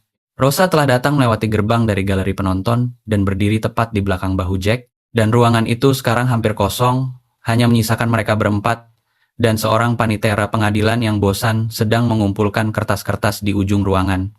Kamu ingin menjadi waliku? Lily berkata perlahan, seolah dia sedang menguji bobot dari setiap kata. Bukan sekadar sampai ada hal lain yang datang, tidak. Bukan sekadar sampai hal lain datang, aku ingin bertanggung jawab atas dirimu. Aku ingin kamu ada di peternakan, sementara ini diselesaikan, aku ingin. Dia berhenti, mengatakan sisa kalimatnya dengan gamblang karena gadis itu berhak mendapatkan kejujuran yang gamblang. Aku ingin memastikan tidak ada orang yang menempatkanmu di suatu tempat sementara lalu melupakanmu begitu saja. Itu tidak akan terjadi di bawah pengawasanku. Lily memandangnya untuk waktu yang lama. Kemudian dia memandang Rosa. Katakan padaku yang sebenarnya, katanya kepada Rosa. Bukan apa yang kamu pikir ingin ku dengar. Rosa berjongkok sehingga dia berada di ketinggian mata yang sejajar, mengambil kedua tangan Lily ke dalam genggamannya. Aku telah bekerja untuk pria ini selama 20 tahun, katanya. Aku telah melihatnya di hari-hari terburuknya dan hari-hari terbaiknya. Dan aku memberitahu kamu, dia tidak mengatakan hal-hal yang tidak dia maksudkan. Tidak pernah sekalipun. Lily kembali memandang Jack. Sesuatu di wajahnya telah menjadi sangat muda untuk sesaat, usia 9 tahun, tanpa pelindung baja, tanpa pembacaan ruangan yang berhati-hati, dan kemudian ekspresi itu kembali lagi, tetapi lebih lembut dari sebelumnya. Oke, katanya. Ya, Mitchell telah menyelesaikan dokumen yang diajukan menjelang jam 3 sore itu. Perjalanan berkendara kembali ke Callahan Flats berjalan lebih sunyi daripada perjalanan berkendara saat menuju ke kota. Lily duduk di kursi belakang di samping Rosa, yang telah memproduksi dari suatu tempat di dalam tas tangannya, yang besar, sebuah kantong kecil berisi permen mentega yang ditawarkannya tanpa komentar. Lily mengambil satu dan memakannya, dan kemudian setelah beberapa saat mengambil satu lagi. Jack menyetir dan memikirkan tentang wajah Diane Harper saat wanita itu berkata, ini belum selesai. Dia memikirkan tentang audit keuangan yang sekarang sedang bergerak, menembus sistem wilayah setempat dan apa yang kemungkinan akan ditemukannya. Dia memikirkan tentang kantor jaksa wilayah dan seperti apa bentuk tuduhan membahayakan anak di Texas dan apa yang ditambahkan oleh tuduhan penipuan keuangan ke dalamnya. Dia bukan seorang pria yang percaya pada tindakan merayakan sesuatu sebelum segala sesuatunya benar-benar selesai. Dan ini belum selesai. Tetapi Lily ada di kursi belakangnya sedang memakan permen mentega. Dan itu adalah sebuah pencapaian yang berarti. Ponselnya berdering. Dia mengambilnya, melihat itu dari Mitchell, dan menjawabnya lewat pengeras suara. Bicaralah padaku. 2 hal. Suara Mitchell memiliki nada khusus yang telah dipelajari Jack, berarti persiapkan dirimu untuk kejutan besar. Pertama, Wade baru saja mengajukan pemberitahuan banding. Rahang Jack mengencang. Atas dasar apa? Kata Rosa, sebelum Jack sempat bertanya. Keberatan prosedural terhadap diterimanya surat-surat itu sebagai bukti. Dia berargumen rantai pengawasan bukti tidak ditetapkan dengan benar.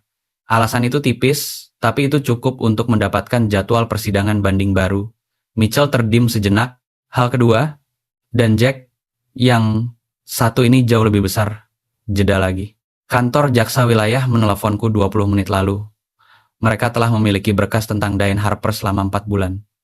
Penipuan keuangan, yurisdiksi yang berbeda, korban yang berbeda, dia sudah melakukan ini sebelumnya. Truk itu menjadi sangat sunyi. Melakukan apa sebelum ini? Kata Jack. menikah demi uang kekayaan, menempatkan dirinya sebagai pengasuh, menemukan cara untuk mengakses aset kekayaan tersebut.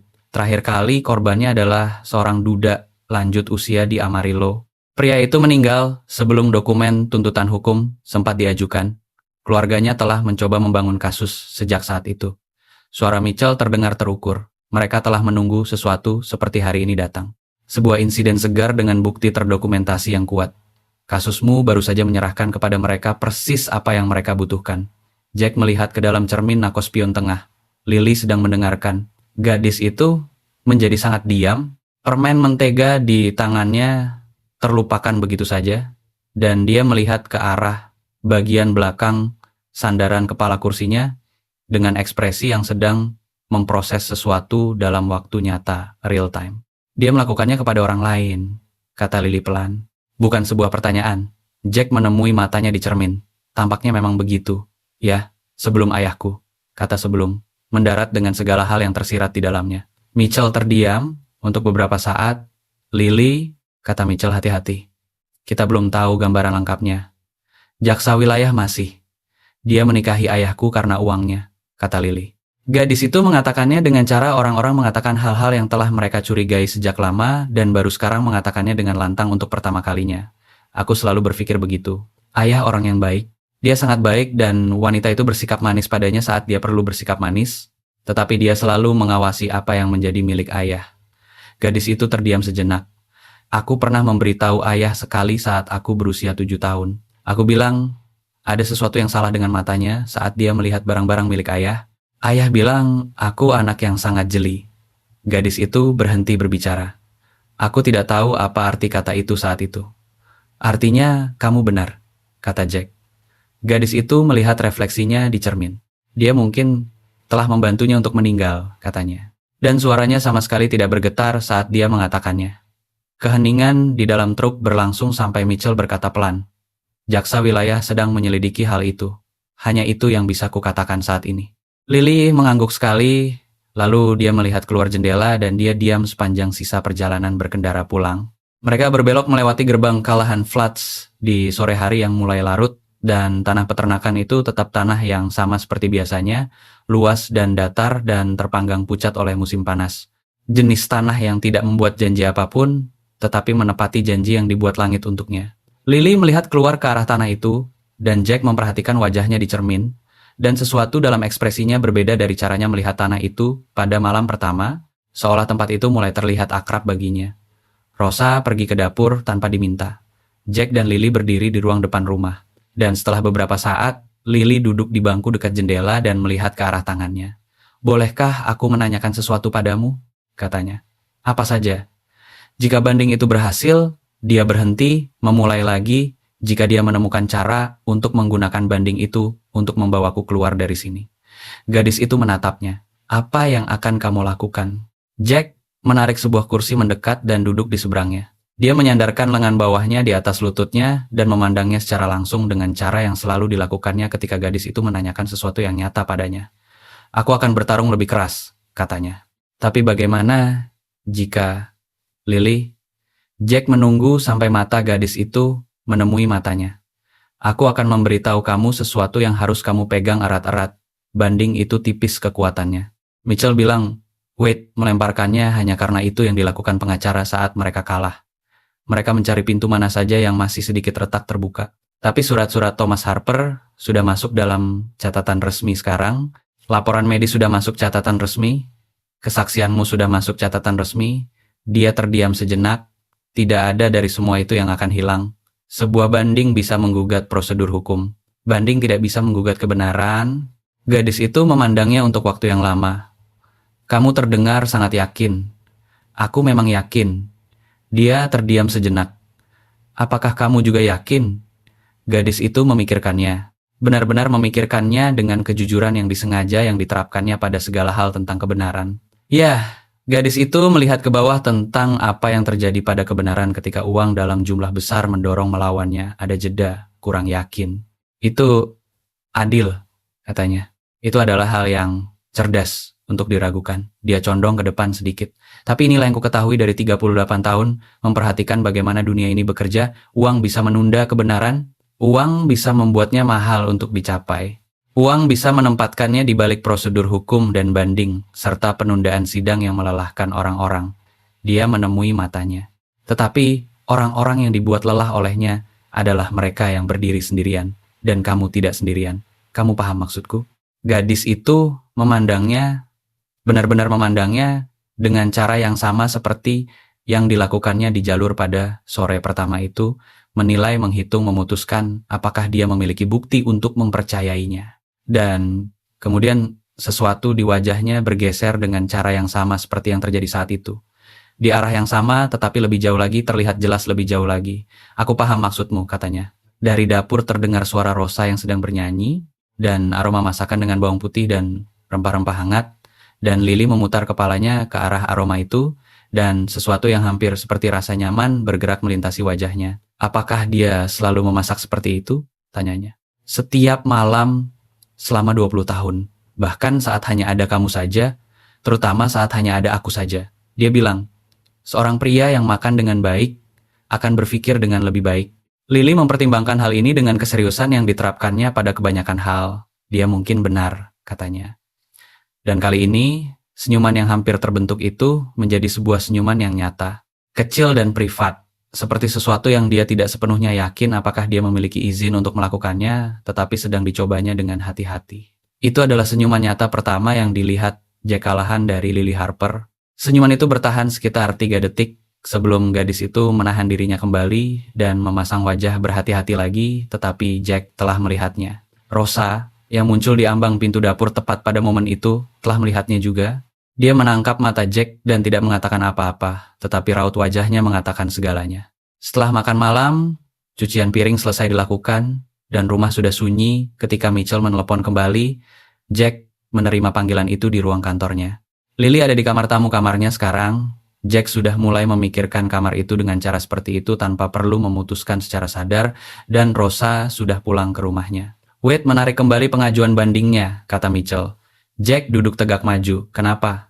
Karena jaksa wilayah menelepon Preston Wade secara langsung sore ini dan memberitahu dia bahwa jika dia terus menghalangi persidangan yang terhubung dengan penyelidikan penipuan aktif multi-yurisdiksi, jaksa wilayah akan memeriksa dengan sangat hati-hati apakah Wade sendiri memiliki pengetahuan sebelumnya tentang aktivitas kliennya.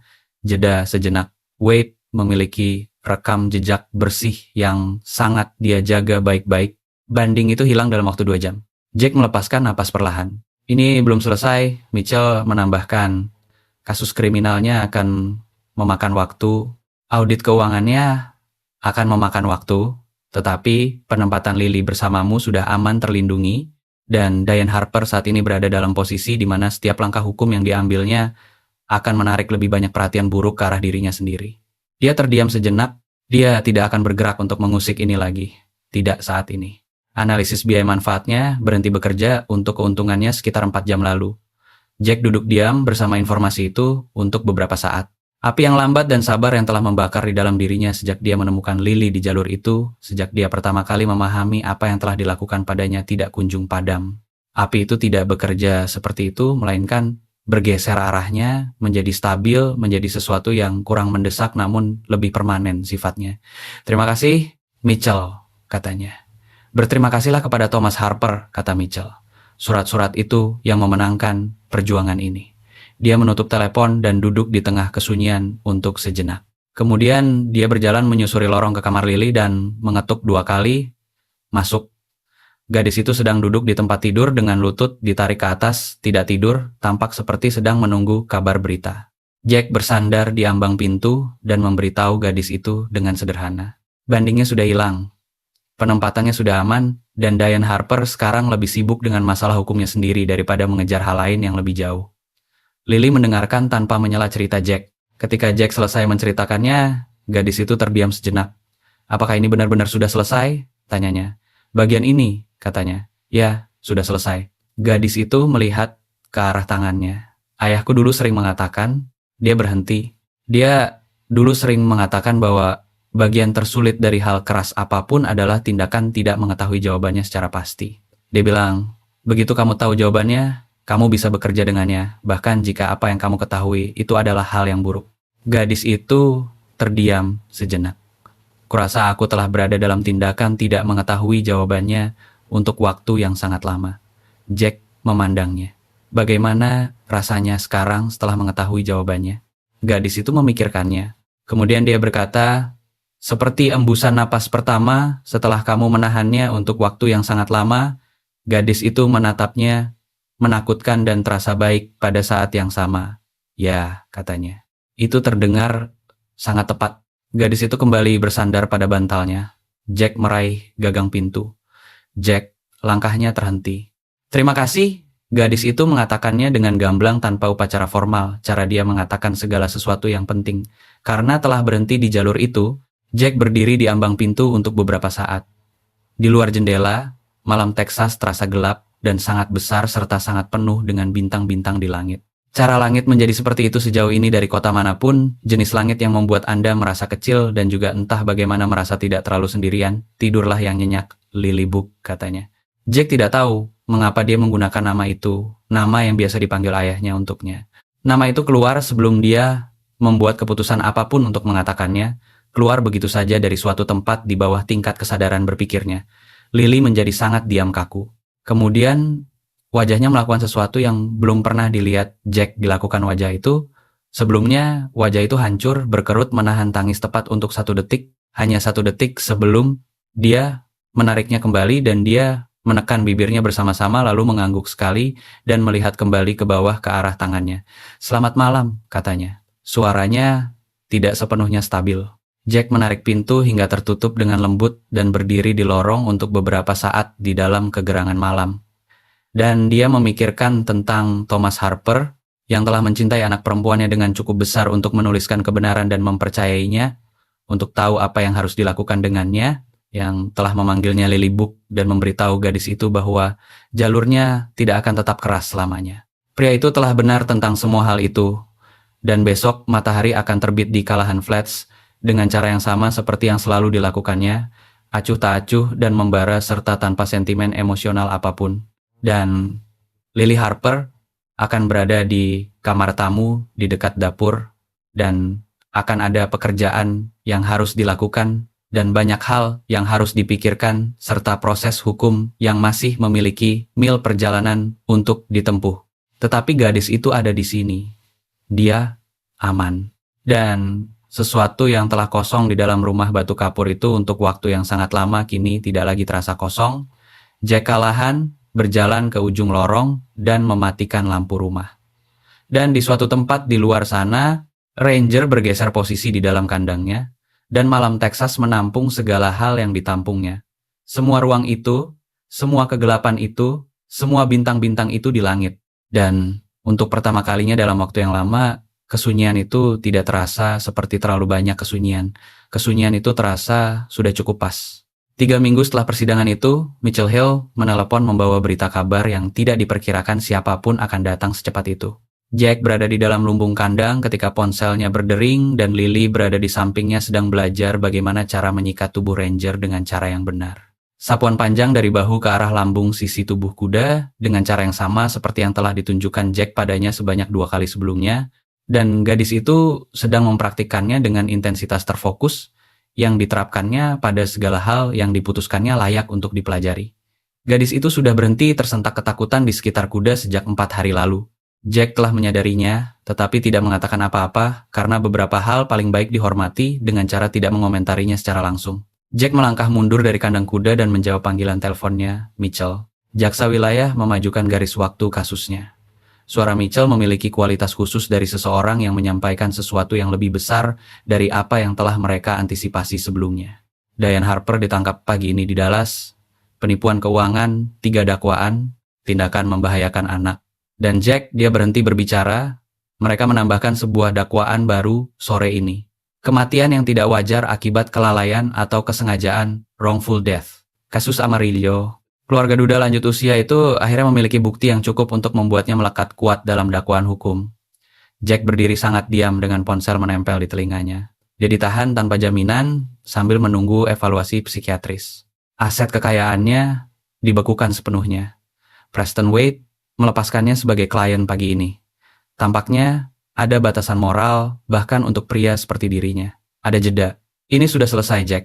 Dia tidak akan bisa kembali pulih dari hantaman kasus ini.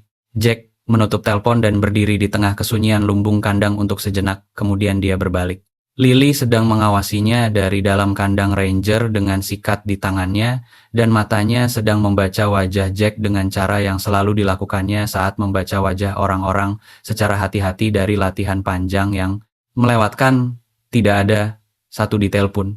"Katakan padaku," katanya. Jack melakukannya. Dia menceritakan semua bagiannya dengan gamblang dan jujur, cara yang sama seperti yang telah digunakannya untuk menceritakan segala hal sejak malam pertama di teras rumah. Dia menyaksikan wajah gadis itu bergerak, memproses informasinya, tindakan penangkapan itu, dakwaan hukum itu, kasus Amarillo itu, dan dia menyaksikan gadis itu mengambil setiap bagian informasi dan menahannya serta meletakkannya kembali lalu mengambil bagian berikutnya. Ketika Jack selesai bercerita, gadis itu terdiam untuk waktu yang lama. Pria di Amarillo itu katanya akhirnya, "Apakah kamu pikir wanita itu?" Dia berhenti berbicara, memulai lagi. "Apakah kamu pikir dia melakukan hal yang sama kepada ayahku? Seperti apa yang dilakukannya kepada pria itu?" "Kurasa jaksa wilayah mempercayai hal itu," kata Jack. "Dan kurasa mereka akan segera mencari tahu jawabannya secara pasti." Lily meletakkan sikat di atas pagar pembatas kandang kuda dengan sangat hati-hati. Gadis itu menekan kedua telapak tangannya datar ke atas kayu pagar dan melihat ke arah tangannya sendiri. "Ayah pria yang sehat," katanya pelan. "Sebelum wanita itu datang, ayah benar-benar sehat. Dan kemudian dia jatuh sakit dan itu terjadi dengan sangat cepat dan wanita itu menangis di acara pemakaman dan semua orang berpikir dia merasa sangat sedih. Rahang gadis itu mengencang. Aku tidak menangis. Orang-orang mengira aku berada dalam keadaan syok. Aku tidak sedang syok. Aku tidak bisa menangis di depan wanita itu." Gadis itu terdiam sejenak. "Aku tahu ada sesuatu yang salah. Aku berusia 7 tahun saat itu dan aku tahu jawabannya."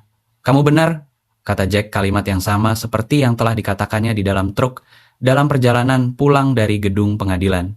Itu masih merupakan satu-satunya hal, kalimat yang sebanding setara dengan momen itu. Dia tidak berhak untuk suara Lily mengencang dan kemudian dilonggarkannya dengan sengaja dengan cara yang telah dipelajarinya akhir-akhir ini, membiarkan sesuatu emosi lewat mengalir alih-alih menekannya semua kembali ke bawah. Ayah berhak mendapatkan hal yang lebih baik daripada apa yang diberikan wanita itu kepadanya. Ayah berhak mendapatkan seseorang yang benar-benar tulus mencintainya. "Ayahmu memiliki seseorang yang benar-benar tulus mencintainya," kata Jack. "Ayahmu memilikimu." Gadis itu menatap ke arah Jack. Matanya terlihat cerah, tidak meneteskan air mata, ditahan oleh kendali tepat yang sama seperti yang digunakannya untuk menahan segala hal sejak hari pertama Jack menemukannya. Tetapi dagunya bergerak sekali, dan Jack melihat usaha keras yang dibutuhkannya untuk tetap menjaga dirinya tetap stabil. Dan Jack kembali berpikir apa yang telah dipikirkannya belasan kali sejak sore pertama itu, bahwa kekuatan di dalam diri anak ini bukanlah sesuatu yang telah diberikan kepadanya secara gratis. Kekuatan itu adalah sesuatu yang telah dibangunnya sendirian dari rasa kebutuhan mendesak keluar dari bahan-bahan yang tidak seharusnya pernah dikerjakan oleh anak berusia 9 tahun manapun. "Ayah tahu tentang hal itu," katanya. "Ayah menuliskannya secara rinci. Ayah tahu aku tulus mencintainya." "Ayahmu tahu," kata Jack. "Dan dia tahu siapa dirimu sebenarnya." Dia mengatakannya di dalam surat-surat itu. Gadis itu mengangguk sekali, mengambil sikatnya kembali, mulai bekerja menyikat bagian lambung sisi tubuh Ranger lagi. Sapuan stroke yang panjang dan stabil. Dan Jack membiarkannya bekerja karena kadang-kadang itulah yang Anda lakukan ketika sesuatu hal yang besar telah diucapkan, dikatakan.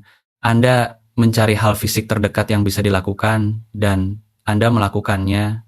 Dan Anda membiarkan hal yang besar itu menetap, mengendap ke dalam diri Anda pada kecepatan apapun yang dibutuhkannya. Ranger memutar kepalanya dan memandang Lily dengan mata besar dan sabar yang biasa digunakan kuda ketika mereka telah memutuskan bahwa mereka tidak lagi keberatan dengan kehadiran seorang manusia di dekatnya. Lily menyadarinya dan meletakkan tangannya yang bebas di atas hidung kuda itu. Ranger tidak menarik kepalanya mundur. "Dia menyukaiku," katanya. "Dia berhenti di jalur itu demi dirimu," kata Jack. "Kukatakan dia lebih dari sekadar menyukaimu. Sesuatu bergerak melintasi wajah gadis itu, bukan sekadar senyuman, melainkan sesuatu yang lebih dari sekadar senyuman. Ekspresi khusus dari seseorang yang telah diberitahu sesuatu yang menghubungkan satu momen yang mereka pikir mereka pahami ke momen lainnya yang tidak mereka pahami, dan tiba-tiba kedua momen tersebut terasa menjadi berbeda. Bagus kalau begitu, katanya, dan terus menyikat tubuh kuda. Petisi adopsi formal resmi diajukan 6 minggu kemudian. Mitchell telah menyusun garis waktu langkahnya dengan hati-hati. Hak perwalian terlebih dahulu, kemudian pengajuan petisi, kemudian periode waktu tunggu yang diwajibkan oleh hukum keluarga Texas, baru kemudian jadwal persidangan dilangsungkan. Hal-hal ini selalu memakan waktu, prosesnya selalu memakan waktu. Tetapi tindakan pengajuan itu sendiri merupakan sebuah deklarasi pernyataan sikap dan deklarasi pengakuan. Jack telah belajar, sangat berarti penting bagi Lily dalam cara yang spesifik dan penting baginya. Gadis itu perlu melihat hal tersebut tertulis secara rinci di atas kertas dokumen resmi. Dia tumbuh dewasa dengan memahami bahwa kata-kata di atas kertas dokumen bisa digunakan untuk melawan seseorang, dan dia sedang belajar secara perlahan bahwa kata-kata tersebut juga bisa digunakan untuk membela, mendukung seseorang. Pada malam hari, Mitchell menyerahkan dokumen administrasinya. Jack memberitahu gadis itu saat makan malam, dokumennya sudah diajukan, katanya, resmi. Sudah masuk ke dalam sistem. Lily meletakkan garpunya ke bawah, melihat ke arah Jack. Itu berarti hal ini menjadi nyata. Hal ini sudah nyata sejak awal, kata Rosa dari arah kompor, tanpa memutar badannya berbalik. Kertas dokumen itu hanya mengejar apa yang sebenarnya sudah terjadi ada. Lily mempertimbangkan hal ini. Kemudian dia mengambil garpunya kembali dan memakan 3 suapan lagi, lalu berkata, "Berapa lama waktu yang dibutuhkan sampai persidangan dimulai?" Mitchell bilang 4-6 bulan dalam skenario kasus terbaik. Dan kemudian aku akan menjadi... Gadis itu berhenti berbicara. Kata tersebut menggantung di sana sesaat saja. Kemudian kamu akan menjadi seorang kolahan, kata Jack.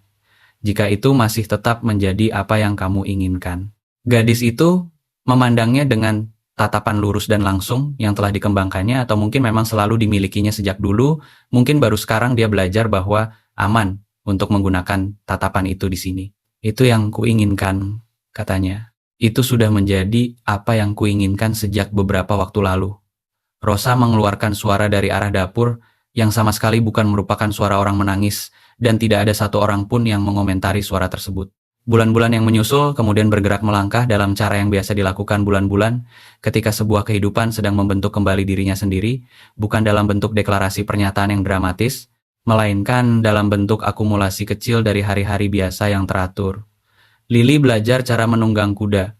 Butuh waktu 2 minggu baginya untuk berhenti menegangkan tubuhnya saat Ranger bergerak mengubah langkahnya menjadi lari kecil trot, dan 1 minggu lagi untuk bisa merasa rileks mengalir bersamanya. Dan pada pagi hari, saat dia akhirnya membiarkan dirinya condong bersandar ke depan dan hanya bergerak melangkah mengikuti pergerakan kuda alih-alih melawannya, dia kembali ke arah pagar pembatas tempat Jack sedang mengawasinya, dan wajahnya adalah wajah paling terbuka yang pernah dilihat Jack dimiliki gadis itu sejak pertama kali bertemu. Seperti itulah rasanya yang seharusnya dirasakan, katanya. Kenapa kamu tidak memberitahu aku dari awal? Tuntut gadis itu bertanya. Rasanya benar-benar berbeda sama sekali saat kamu berhenti melawannya. Aku sudah memberitahu kamu sebelumnya, katanya. Kamu hanya harus menemukan rasanya sendiri. Gadis itu menunjuk ke arahnya. Itu adalah jenis kebenaran yang paling menyebalkan. Jack tertawa terbahak-bahak. Tawa itu mengejutkan dirinya sendiri. Jenis tawa penuh yang lepas, tanpa pelindung yang sudah lama tidak dilakukannya dalam waktu yang lebih lama dari yang bisa diingatnya secara pasti. Lily tampak terkejut sesaat seolah dia tidak terbiasa mendengarnya. Kemudian dia menyeringai lebar, dan itu adalah sebuah seringai-seringai yang nyata, luas dan tidak rumit bentuknya, dan dia memutar Ranger kembali menghadap ke arah padang rumput terbuka yang luas, lalu mendorongnya berlari dalam kecepatan run penuh. Jack berdiri di dekat pagar pembatas dan menyaksikannya pergi berkendara menjauh, dan sesuatu di dalam dadanya terasa begitu penuh, rasanya hampir tidak nyaman, dan dia berpikir, ini pasti apa yang dirasakan Thomas Harper dulu, menyaksikan anak perempuannya dengan bobot berat yang mustahil dari tindakan mencintai seseorang yang belum tahu seberapa banyak masa depan yang akan menjadi milik mereka nantinya. Gadis itu kembali dari perjalanan menunggang kuda itu dengan debu menempel di rambutnya dan warna merona di wajahnya, serta berbicara dalam kecepatan tinggi tentang bagaimana ranger mengambil belokan di dekat pohon-pohon ek. Berbeda dari cara yang biasa dilakukannya. Dan dia berpikir mungkin ranger melakukannya dengan sengaja untuk menguji kemampuannya. Dan dia berbicara sepanjang jalan kembali menuju ke lumbung kandang dan sepanjang jalan melewati proses menenangkan mendinginkan suhu tubuh kuda setelah berlari. Dan Jack mendengarkan setiap patah kata dari ceritanya. Dan Rosa, yang telah keluar untuk memanggil mereka masuk untuk makan siang, berdiri di halaman peternakan dan menyaksikan mereka berdua dengan ekspresi wajah seperti seseorang yang sedang menyaksikan konfirmasi penegasan dari sesuatu hal yang telah dipercayainya sejak awal mula. Kejutan alur cerita twist saat hal itu datang dari arah yang tidak diperhatikan oleh satu orang pun sebelumnya. Itu adalah sebuah hari Selasa di bulan November. 4 bulan setelah tindakan pengajuan dokumen dilakukan, ketika Mitchell menelpon membawa jenis berita kabar yang berbeda. Jack menerima panggilan itu di ruang kantornya, dan kali ini Lily berada di dalam dapur bersama Rosa, dan dia tidak memanggil gadis itu masuk segera karena dia perlu memahami isi beritanya sendiri terlebih dahulu secara pasti. Wasiat asli Thomas Harper, kata Mitchell. Dokumen-dokumen asli yang pertama, bukan dokumen perubahan amandemen yang tidak pernah sempat diajukan. Dokumen-dokumen asli pertama yang digunakan Diane untuk menetapkan hak asuh anak. Ada jeda sejenak. Jack, ada sebuah klausul pasal di dalamnya yang tidak diperhatikan oleh siapapun dengan cukup dekat sebelumnya karena pengacara Diane menguburnya di dalam bahasa hukum yang rumit. Tetapi pasal itu ada di sana dan tertulis jelas serta mengubah banyak hal secara signifikan. Katakan padaku, Thomas Harper menunjuk seorang wali nama, bukan nama Diane.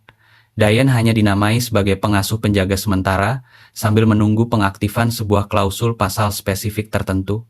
Wali permanen sebenarnya yang ditunjuk adalah saudara laki-lakinya. Mitchell terdiam sejenak. Seorang pria bernama Daniel Harper yang tinggal menetap di Wyoming. Jack menjadi sangat diam berdiri kaku. Lily memiliki seorang paman. Lily memiliki seorang paman yang telah mencoba mencarinya selama 14 bulan terakhir. Keheningan di dalam ruangan berlangsung selama 5 detik penuh. Diane menyembunyikan klausul pasal tersebut, kata Mitchell. Menyembunyikan informasi kontak nomor telepon, mencegat surat menyurat komunikasi, memberitahu Daniel Harper bahwa Lily tidak ingin menjalin kontak komunikasi dengannya. Pria itu menyewa pengacaranya sendiri sejak 8 bulan lalu dan telah mencoba untuk membangun kontak komunikasi melalui jalur hukum resmi sejak saat itu. Dia menabrak dinding penghalang setiap kali mencoba karena Diane mengendalikan semua akses masuk. Suara Mitchell terdengar hati-hati sekarang. Dia tahu tentang kasus persidangan ini. Dia telah mengikutinya dari jauh. Dia menyerahkan sebuah mosi permohonan ke pengadilan minggu lalu, meminta agar dirinya dipertimbangkan dalam persidangan penempatan anak nantinya. Jack kembali duduk bersandar di kursinya secara perlahan. Dia memikirkan tentang wajah Lily saat gadis itu tersenyum lebar. Hay memandangnya memikirkan seberapa lama waktu yang dibutuhkan bagi gadis itu untuk berhenti mengajukan pertanyaan secara tersirat tentang apakah orang-orang di sekitarnya akan tetap tinggal menetap bersamanya.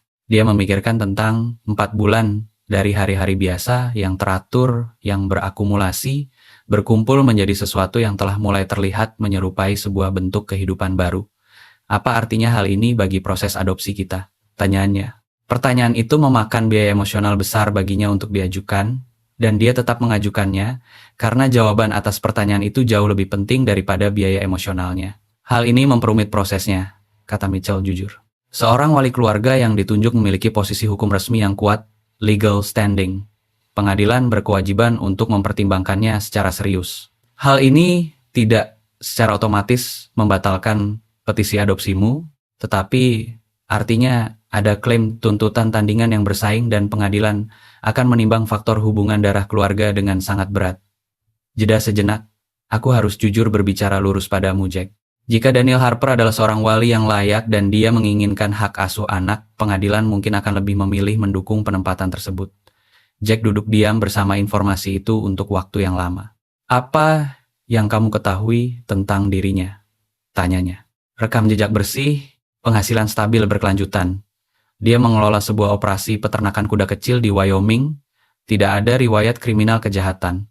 Dia memiliki 3 anak kandung sendiri, semuanya masih di bawah umur. Lingkungan rumah tangga yang sehat dinilai dari setiap parameter ukuran. Mitchell terdiam sejenak. Dia terdengar seperti seorang pria yang baik. Apakah Lily tahu dia memiliki seorang paman? Itulah pertanyaannya, kata Mitchell pelan. Kita belum tahu apa yang dikatakan Thomas kepadanya dulu. Kita belum tahu apa yang dikatakan Diane kepadanya. Kita perlu bertanya langsung padanya. Jack pergi ke arah dapur. Lily dan Rosa sedang membuat sesuatu dari adonan pie dough. Tangan Lily terlihat putih, dipenuhi tepung terigu. Rosa mengarahkan prosesnya dengan otoritas penuh percaya diri dari seorang wanita yang menganggap pembuatan pie sebagai sebuah urusan yang serius untuk dikerjakan. Jack berdiri di ambang pintu dan berkata, "Lily, aku perlu berbicara denganmu. Ini penting." Gadis itu melihat ke arah wajah Jack dan membaca ekspresinya dengan cara yang selalu dilakukannya, dan dia meletakkan penggiling adonannya ke bawah, lalu menyekat tangannya pada kain lap piring. Tanpa mengajukan satu pertanyaan pun sebelumnya, mereka duduk bersama di meja dapur. Rosa tetap tinggal di sana, karena Lily mengulurkan tangan dan meletakkan tangannya yang berlumuran tepung di atas pergelangan tangan Rosa. Saat Rosa mulai bergerak, hendak melangkah pergi menjauh, dan Rosa akhirnya tetap tinggal bersamanya. Jack menceritakan semua bagiannya dengan gamblang dan jujur lurus. Lily mendengarkan dengan kesunyian terfokus yang dibawanya pada segala hal yang dinilainya penting berarti. Ketika Jack selesai bercerita, gadis itu terdiam untuk waktu yang lama. "Paman Denny," katanya pelan. Jack memandangnya. "Ayahku dulu sering menceritakan tentang dirinya," katanya perlahan sambil berdeham membersihkan tenggorokannya. "Ayah bilang Denny adalah pria terbaik yang diketahuinya selain dirinya sendiri. Dan ayah bilang kalimat itu sudah bermakna besar karena ayah menilai dirinya sendiri cukup tinggi." Sudut mulut gadis itu bergerak sedikit. "Ayah bilang jika terjadi sesuatu hal buruk, Denny akan..." Dia berhenti berbicara, ekspresi wajahnya bergeser arahnya. "Ayah bilang Denny akan datang menyelamatkannya. Ayah bilang Denny akan datang, Lilybug. Tidak peduli apapun yang terjadi, dia pasti akan datang." Dan aku mengira dia kembali berhenti berbicara. Diane memberitahu aku bahwa dia tidak ingin menjalin kontak komunikasi denganku. Dia bilang paman pernah mencoba menghubungi sekali dan memutuskan prosesnya terlalu rumit. Rahang gadis itu mengencang. Wanita itu berbohong. Dia berbohong. Jack mengonfirmasi kebenaran ucapannya.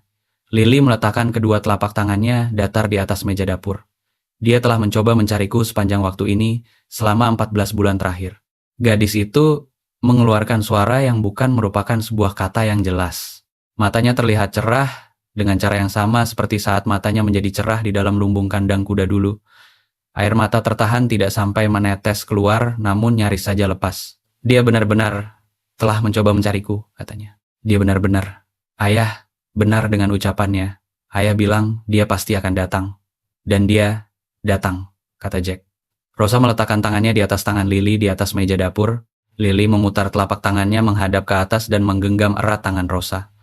Ada jeda sejenak, dan Jack membiarkannya duduk terdiam karena momen ini sepenuhnya menjadi milik Lily secara mutlak, dan tidak ada satu patah kata pun yang bisa dikatakannya yang akan meningkatkan kualitas momen tersebut menjadi lebih baik lagi.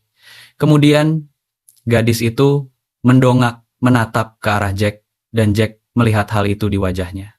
Dia tidak tahu bagaimana cara mempersiapkan diri untuk menghadapi hal jujur yang rumit tersebut. Apa artinya hal ini bagi? Dia berhenti berbicara, melihat ke arah wajah Jack dengan semua keahliannya dalam membaca apa yang sedang dirasakan orang-orang di bawah apa yang sedang mereka ucapkan katakan. "Kamu khawatir tentang apa yang akan kuinginkan nantinya," katanya pelan. "Aku tidak khawatir," katanya. "Aku ingin kamu mendapatkan apa yang benar-benar terbaik, tepat untuk dirimu sendiri. Itulah seluruh intinya, Lily.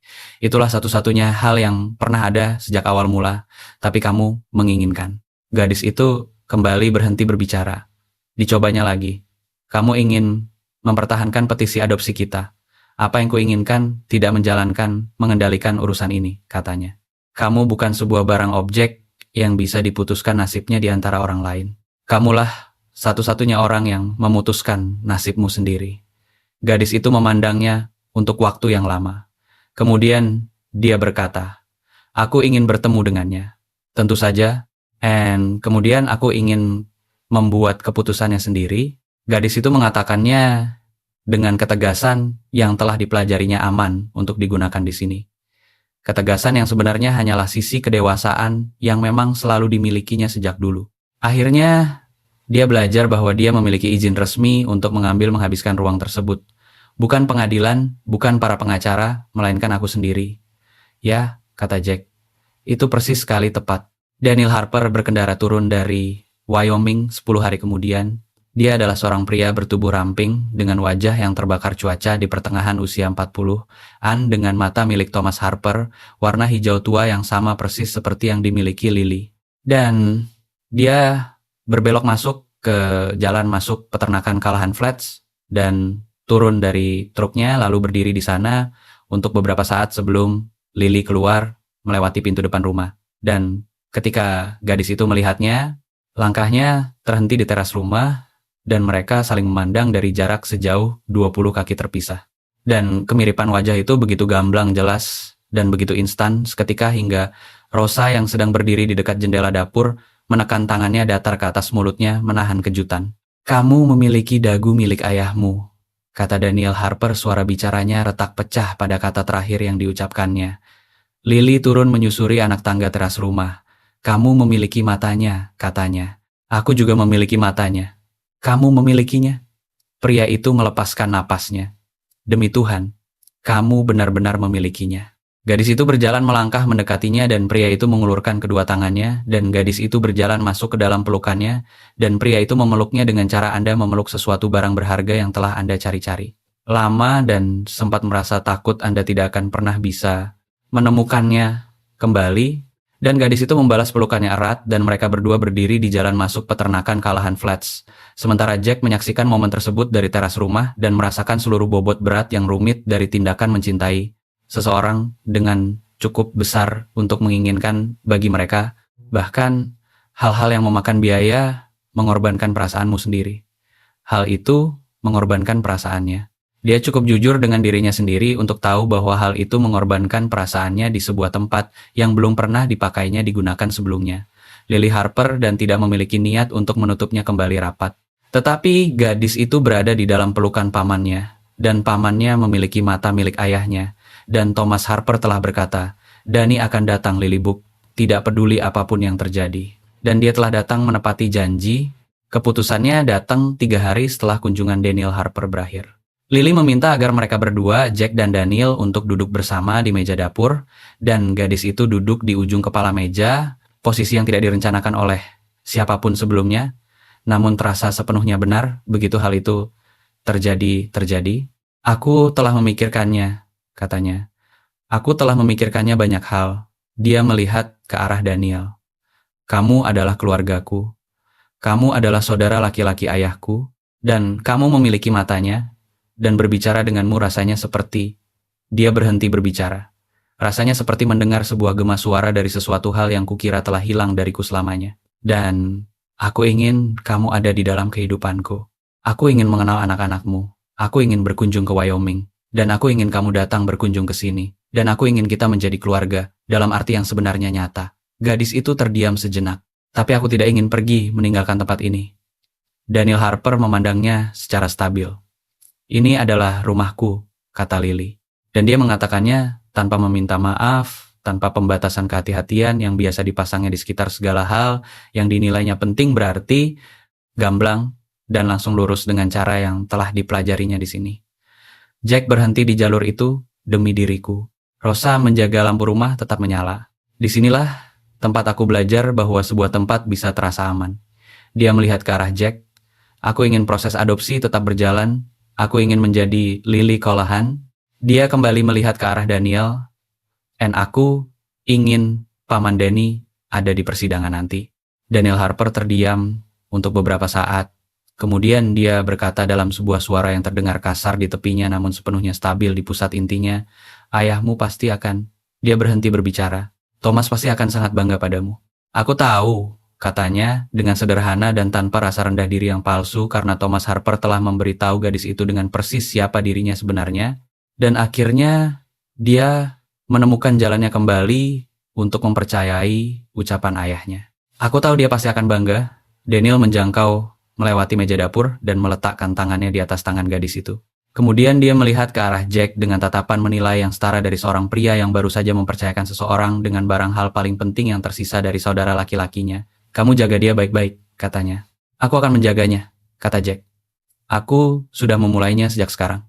Persidangan adopsi dilangsungkan pada sebuah pagi hari Kamis yang cerah di bulan Februari, 8 bulan setelah Ranger berhenti di sebuah jalur bulan Juli yang membakar karena alasan yang tidak ada satu orang pun yang bisa menjelaskannya secara penuh. Dan semua orang yang mengenal kuda itu menerimanya tanpa mengajukan pertanyaan lagi. Ruang sidangnya adalah ruangan yang sama, hakim yang sama, tetapi tidak ada hal lain yang sama seperti dulu. Mitchell Hale duduk di satu meja, Daniel Harper duduk di ruang galeri penonton bersama Rosa. Lily duduk di samping Jack dalam sebuah gaun berwarna biru yang telah dibantu Rosa untuk dipilihnya dengan rambut disisir rapi dan tangannya terlipat serta dagunya berada tepat pada sudut posisi yang selalu dimilikinya ketika dia telah memutuskan sesuatu hal. Hakim Mars membaca menembus petisi permohonannya, mengajukan pertanyaan-pertanyaan yang diwajibkan oleh hukum, melihat langsung ke arah Lily secara langsung. Kamu memahami apa arti dari proses ini? Bahwa Jack Callahan menjadi orang tua hukum resmimu dengan semua hak dan tanggung jawab yang menyertainya. Ya, Ibu Hakim, kata Lily, ini adalah apa yang kamu inginkan. Ya, Ibu Hakim. Gadis itu terdiam sejenak, kemudian menambahkan dengan ketepatan khusus yang digunakannya saat dia ingin bersikap benar-benar jelas gamblang, ini sudah menjadi apa yang kuinginkan untuk waktu yang lama. Aku hanya sedang menunggu kertas dokumen hukumnya untuk mengejar apa yang sudah ada terjadi. Sesuatu bergerak di wajah Hakim Marsh, sebuah kehangatan emosi yang tidak repot-repot disembunyikannya ditutupinya. Aku telah melakukan pekerjaan ini selama 22 tahun, katanya. Itu adalah jawaban paling masuk akal yang pernah kudengar di dalam ruang sidang ini. Dia mengambil pena miliknya. Tuan Callahan, apakah kamu menerima tanggung jawab hukum penuh dari peran sebagai orang tua bagi Lily Ann Harper dengan semua kepermanenan dan kewajiban yang menyertainya? Jack melihat ke arah Lily. Gadis itu balas memandangnya dengan mata hijau tua itu, mata milik ayahnya, mata milik Daniel Harper, dan di dalam mata itu ada segala hal yang telah ditaruh oleh 8 bulan terakhir di sana, jalur itu, dan rasa takut itu, dan ruang sidang itu, dan surat-surat itu, dan proses pembelajaran lambat, penuh kehati-hatian, serta tidak bisa dibalikan lagi untuk mulai mempercayai seseorang. Aku menerimanya, katanya. Pernah bergerak melangkah, kertas dokumen ditandatangani, palu sidang diketuk ke bawah, dan Lily Ann Harper resmi menjadi Lily Ann Callahan di sebuah gedung pengadilan di Texas Barat. Pada sebuah pagi hari Kamis yang cerah, dengan pamannya ada di ruang galeri penonton, dan Rosa menangis tanpa meminta maaf, dan seorang hakim yang telah menyaksikan segala hal buruk sepanjang karirnya, tersenyum lebar dalam sebuah cara yang biasanya disimpannya untuk jam-jam santai setelah kantor tutup. Lily duduk sangat diam selama 1 detik tepat setelah palu sidang jatuh diketuk. Kemudian dia memutar badannya menghadap ke arah Jack dan berkata pelan sehingga hanya dia sendiri yang bisa mendengar suara ucapannya. Hai, ayah. 2 kata, 6 huruf dalam bahasa Inggris. He dead. Seluruh bobot berat dari segala hal yang telah terjadi di antara sebuah jalan tanah bulan Juli dan ruangan sidang ini dikompresi dipadatkan ke dalam bentuk paling sederhana yang mungkin ada. Jack Callahan, yang telah membangun 14.000 hektar wilayah Texas Barat di atas tanah yang keras dan kerja keras yang lebih keras lagi, serta keyakinan teguh bahwa beberapa hal memang layak untuk diperjuangkan, tidak peduli berapapun biaya pengorbanan yang harus dibayarkan, meletakkan lengannya di sekeliling anak perempuannya, dan menariknya mendekat erat, dan gadis itu menyandarkan dirinya ke sisi tubuh Jack, seolah dia telah melakukannya sepanjang hidupnya, seolah akhirnya dia sedang melakukan hal yang memang selalu seharusnya dilakukannya sejak dulu, seolah dia telah pulang kembali ke rumah, ke sebuah tempat yang telah menunggunya datang sebelum kedua orang dari mereka mengetahui keberadaan tempat tersebut. Hai Lillybug, katanya. Di luar sana, Texas terus berjalan menjadi Texas yang luas dan membara serta acuh tak acuh terhadap segala hal yang berukuran lebih kecil dari dirinya sendiri. Tetapi, di dalam ruang sidang itu, sesuatu hal telah selesai dituntaskan dan sesuatu hal telah dimulai dijalankan dan kedua hal tersebut merupakan satu hal yang sama persis dan mereka dirasa sudah cukup pas. Beberapa jalur perjalanan berakhir, tepat di tempat di mana mereka memang selalu dimaksudkan, ditakdirkan untuk berakhir sejak awal mula. Dan beberapa anak menemukan jalan pulang mereka kembali ke rumah melalui jalan-jalan yang begitu keras dan begitu tidak mungkin terjadi hingga hal itu membuat Anda menahan napas terkesima. Bukan karena prosesnya berjalan mudah, melainkan karena hal itu berhasil terjadi sama sekali ada di dunia nyata. Hal itu terjadi nyata, hal itu benar ada, dan hal itu tidak akan pernah bisa dibatalkan lagi oleh siapapun.